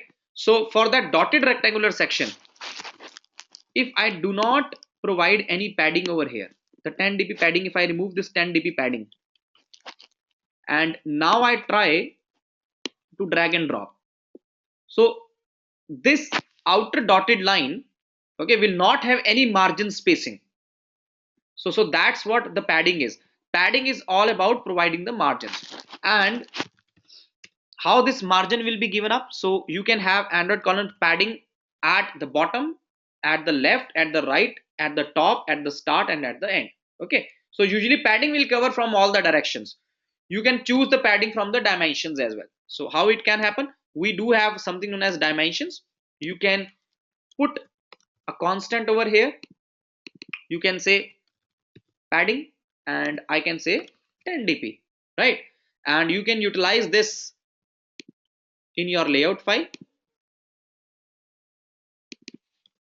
You can say padding, something like this. Okay, so the tools colon context says that it belongs to main activity. So this is an optional parameter, you can also ignore this. Okay, if you wish, you can also ignore this. So any view or view group will have width, height. Okay, so these are the extra properties which are coming up now. Okay, whatever the properties you can see. So what is the text appearance? It is the medium text appearance. You can have the text appearance to be the large one. And so what is the text it should display? It should display as, let us say, enter details. Okay, please have a look now, enter details.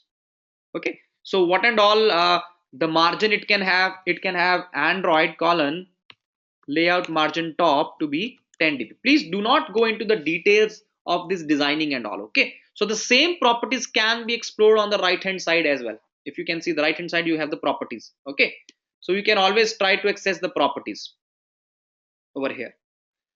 So other thing what I am going to do is, let us just drag and drop some text fields as well. So for this text field, I am just trying to, so this text field is nothing but this is the edit text. So the width, I am saying that it is matching the parent. Okay, so height is the wrap content, it is below the text field. So the coding gets up automatically for us. We are not bothered about the coding much. What extra I can do, I can say Android colon hint to be enter the name. So enter the name. Similarly, I can have one more text field. So you can simply drag and drop and you can just do it like a paint, right? So it's not that tough. The coding happens for you automatically now. So please do not be worried about the coding, that what is happening, how it is happening. So just relax on that part. So the properties, it will be automatically eventually be coming to you guys, that what is what. So I will say Android colon hint, let us say enter phone number, something like that. Finally, what I can have is, I can have something like button. Okay, so for the button also, the text parameter I will change, let us say submit. So you can drag drop and you can design some beautiful layout whatever the way you wish. Let us try to change the padding parameter. So for the 10 dp, I am going to do it as 20 dp. The moment I will do 20 dp, within the design you will see the margins has been increased now. Okay, so the left, right, top, bottom margins has been increased. So guys, the one important thing, each and every parameter has width and height. The other properties that will come eventually whenever you will be going through this course. Okay, so it will come up automatically whenever we'll be doing this course. But the third important property is that each and every view has an ID. If you can see, so this is really important. Each and every view has an ID. This ID can be changed as well. Let us say button submit, so that you guys can easily remember.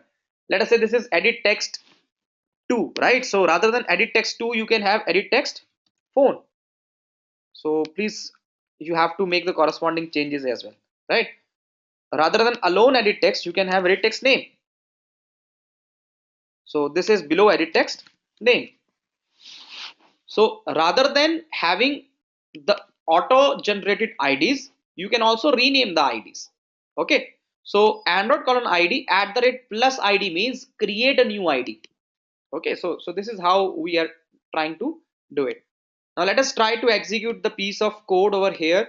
So activity underscore main is the layout file in which we have dragged and dropped some views, and the main activity has the content view as activity underscore main.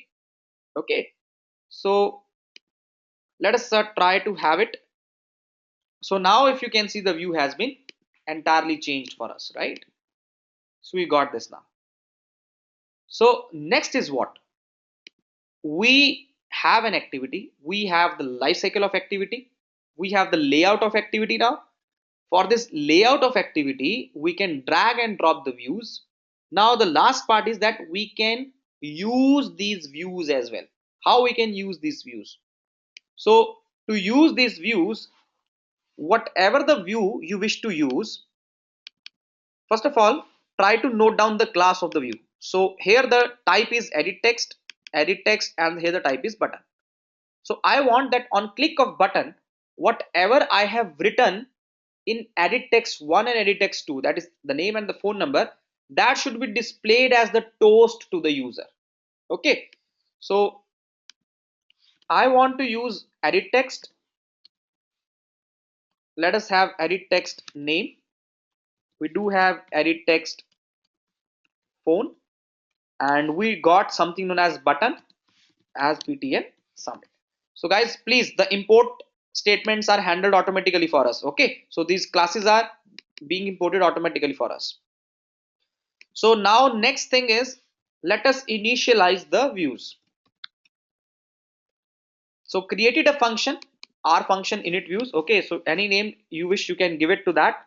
You say edit text name assign find the view by id.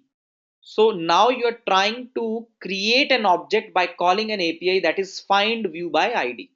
Okay, so how you can find the view by id? You say r.id dot edit text name, because in activity underscore main the edit text was edit text name, and whatever the view you will find, please typecast the same to the edit text.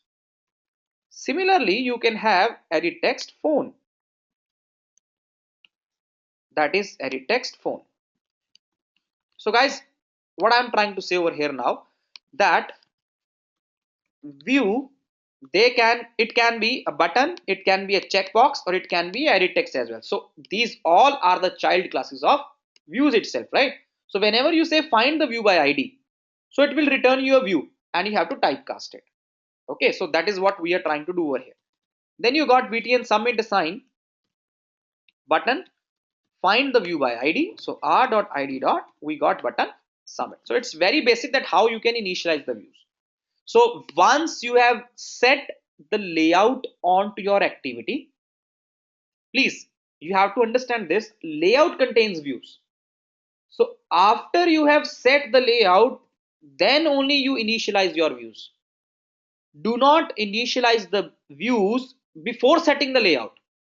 If you will do it, it will be a null pointer exception for 1, 2, and 3, because your views were not able to be searched into any null XML. So what I'm trying to say is that if you will do init views on top of set content view, so here the layout is not set. If the layout is not set, you cannot find the views. It will be an exception. So after setting the layout, you initialize the views. Okay, so now what is next? The next is I'll create a function. I'll create an event listener or button submit. So I want that whenever someone touches the button or whenever someone clicks the button, something should happen. So what I can do, btn submit dot set the on click listener. Okay, set the on click listener. So what is the on click listener? New on click listener. So it comes up automatically for me, so I need not to code a lot. Okay, I'll just repeat down this step. So what I want to set an on click listener on btn submit. So dynamically I am creating the object and I am passing the reference of the object into the API. So how it can be done? It can be done using the anonymous class concept. So new on click listener. So choose that, hit enter, and it will be generated automatically for us. It means whenever button submit will be clicked, so automatically on click will be called.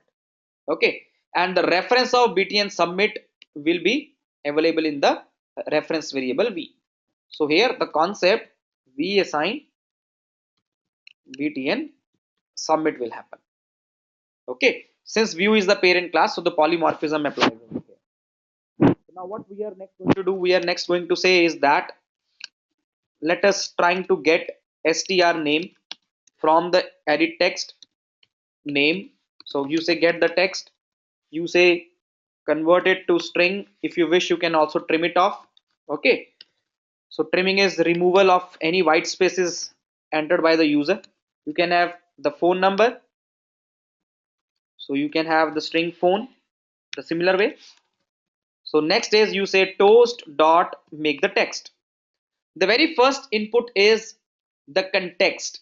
So we'll understand what is context later, but try to understand in this way that where you want to display the toast. I want to display the toast in main activity. So you pass the reference of the main activity. Okay, so what you want to display. So you entered plus str name plus str phone. For what duration, a longer duration or a shorter duration, you decide accordingly and you show the toast. Okay, so this is how we have managed the event clicking on buttons. So before that you have a layout designed. So for the layout you can simply drag and drop. Okay, so to use your views within your activity, so please choose the type, initialize them by calling the find view by id, and then you can have the event handling on them. Let us try to run the application. Again hit the run button. So Gradle is building the complete process for us. You can always see the run window, and it will give you the inputs over here. So this is the old app. Okay, so yeah, here the new app has came up. So create, start and resume. So let us say name Edureka, let us say phone number, so any phone number, you say submit. So you entered Edureka and the phone number, right? So here you go, submit, you see a toast. So submit, you see a toast. So guys, what we are trying to do over here, let us continue. So we are trying to create event listeners, right? It's the same concept the way we have done it in core Java itself. So add action listener, so the same way set on click listener. Okay, so the event listener, so event listener is nothing but an interface in the view class that contains a single callback method, that is on click kind of a thing. So what and all we have as an event listeners. Okay, so we have on click listener, we have on long click, we have on focus change key touch, we got many more. Not only these, we got many more. Okay, so these are the event listeners. So now let us try to understand that what is meant by DDMS. So let us try to understand that what is DDMS. So guys, this is a kind of a tool now. So we got many tools in our Android. So let us try to focus on a couple of tools. So if you will now go to the SDK directory, okay, which we have already seen. So within the SDK, you can see there is a folder known as platform-tools, and there's a tool known as ADB. There's a tool known as fastboot, right? In a similar way, we got a folder named as tools directly, where we got DDMS. Okay, so we got DDMS, we got draw 9 patch, we got make SD card, we got monkey runner. So we got different tools available in our SDK itself. So if you wish to see all these tools collectively, so what we can do is within our Android Studio, we got this guy known as Android device monitor. You can simply hit the Android device monitor. So Android device monitor basically will contain a lot of tools collectively under one window. Okay, so now over this you can see that we got a tool known as file explorer. So this complete Android device monitor is basically nothing, it's the DDMS itself. Okay, so we call it DDMS itself. So now in Android Studio we call it Android device monitor. So previously we had to launch this tool separately as a DDMS. So we got this Nexus 5. This is the emulator, okay, which is being installed. This is its file explorer, the MNT, the SD card. So it has all the file explorer things over coming up over here. Okay, so this is what the DDMS tool is all about.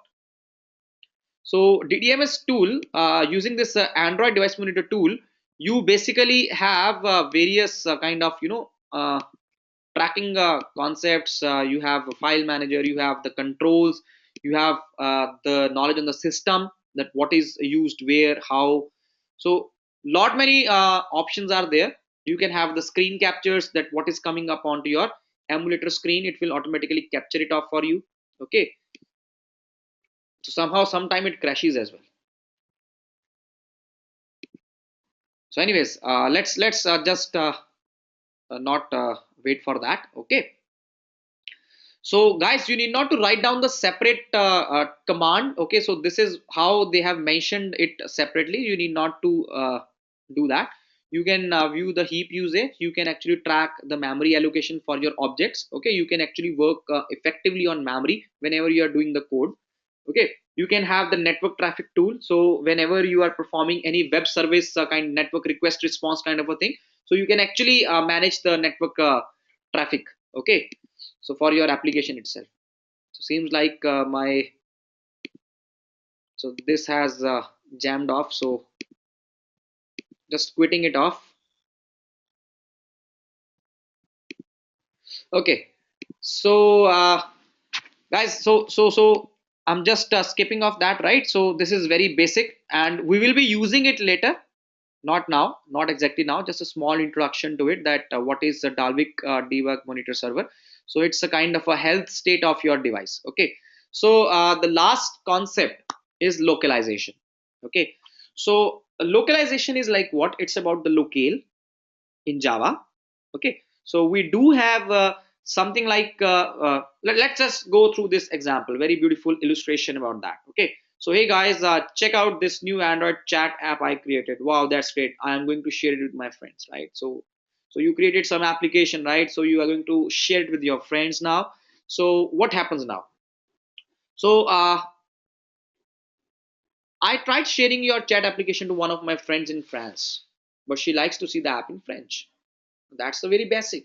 In case you wish to develop any application which you want to distribute across the globe. Okay, so how it's gonna be? So Chinese, they are not well versed with English, right? The French people, they are not well versed with English. So you can have the various you can basically implement the localization thing. Okay, so how we can implement the localization thing, just have a look now. So the localization in Chinese or in some other language or in some Korean language, it is represented like this. I am feeling happy today is represented like this. This is awesome is represented like this. So how it can be done now? Okay, so for the resources, for the values, we do have strings.xml now. Okay, so strings.xml lies under the, just have a look of here. So we got strings.xml, right? So for the resources, we got the values folder. For the values folder, we got the strings.xml folder. Within the strings.xml folder, we said that we will keep the hard coded strings. Okay, so what I'm trying to say is that here the button submit was there. So for this button submit, I will not hard code it like this. I will say let us take this hard coded string from the btn underscore login, and let us say that btn underscore login says that submit. Okay, just a small example. Now what we can do, so we can have values hyphen fr, there we can have other folder. Okay, so similar to the values folder over here, so we can have another resource directory, that is the values. Okay, so for this values, we will not put it like the normal values. We'll say that this values folder is values hyphen fr, where fr stands for French. We can have hyphen ja. So all these localizations, they are given as a listing on our developer.android.com. Okay, so each and every will have their own strings.xml. So now what we need to do, we simply say that we got one strings.xml. So this strings.xml is found under values, and for this strings.xml we got a button whose value is submit. Okay, so we got another folder like values-fr. So why -fr? Because this is actually predefined by Android itself, Google itself. Okay, so for French we have -fr, for Japan we have -ja, for Ireland we have -ir, so for India we have -in. So these all localization techniques, they are provided over the developer.android.com. So values-fr will also have its own strings.xml. So as a developer, what I will be doing, I will be putting the same resource button, and rather than submit, so it will be something different. Okay, now whenever the user will change the language preferences in the phone from the settings. Okay, so from the English, when the language will be chosen as French, automatically for your application, rather than the values-fr will be picked up, and the same strings.xml will work. The value for the button will be different now. So that is how the localization will work for us. Okay, so the string localization works for us in a way that how you can have different locales within the same views. So guys, this will be all for our topic of the day. So I will just go through a recap that what we have done. Okay, so we have tried to understand a very quick introduction about the Android, some brief introduction about the history of Android, that how the Android came into the picture. Okay, so after that we saw that what are the different versions of Android, what is meant by API level. Okay, what is the architecture of Android, really important, that Android is not Linux, it is Linux based. Then we do understood from the Android's architecture that in the Android architecture we do have different layers, and importantly we got something known as Dalvik virtual machine. Okay, so for DVM, each and every app runs in its own process, where they have their own instance of DVM. So we got instances of DVM, not like the JVM, one JVM for all the applications. So we have instances of DVM running parallelly now. Okay, so after this we did something known as what are the building blocks. Then we did what is meant by activity. We did, before this building blocks, I would try to mention that we saw that what is meant by the project structure in Android Studio. So introduction to Android Studio, right?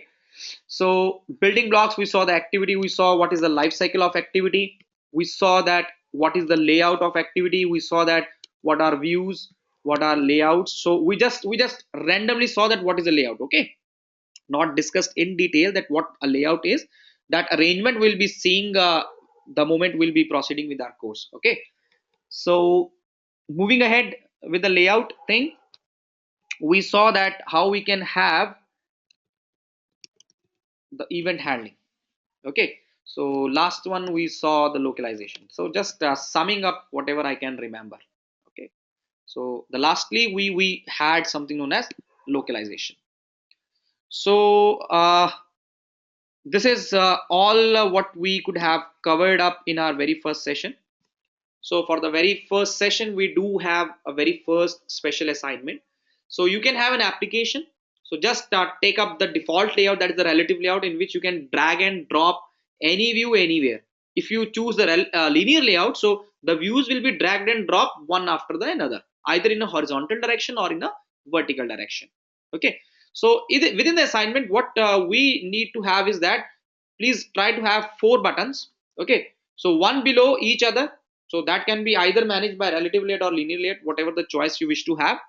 So on click of each button, print either the toast or the log message. So I would not recommend the log as of now. Okay, you can go ahead with the toast or the log.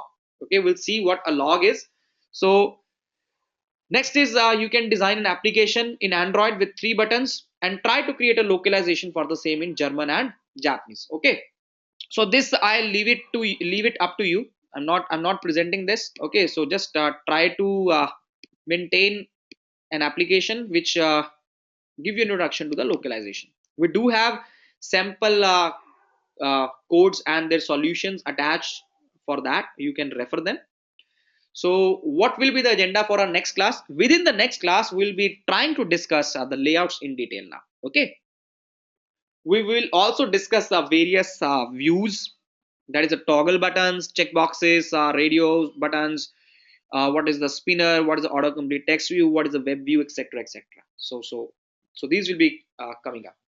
So guys, thank you for attending the very first session. I hope that you have enjoyed the session. So any sort of inconvenience is regretted, and we hope that you provide a valuable feedback to us so that we can always make our webinars important. So thank you very much for this course. Yeah, so any doubts and any concerns, they are always welcome. So in case you have any doubt, you can always please, any kind of support is required, please raise a concern to the support ticket. We do have uh, our forums also. You can also raise the support, you can also raise the ticket to the forums as well. Okay, so if you do that, can you see that we have general discussion, right? So that is being broadcasted to the people and we try to follow that. Okay, so other than that, for any kind of a programmatical approach, if you find any difficulty, you can always try to go to Stack Overflow and you can raise the concern over there as well. So thank you very much, dear friends, for watching the session, and I hope that you have liked and you have enjoyed the session. Please do provide your valuable feedback. So thank you very much. This is Ishant and I'm signing out. Thank you.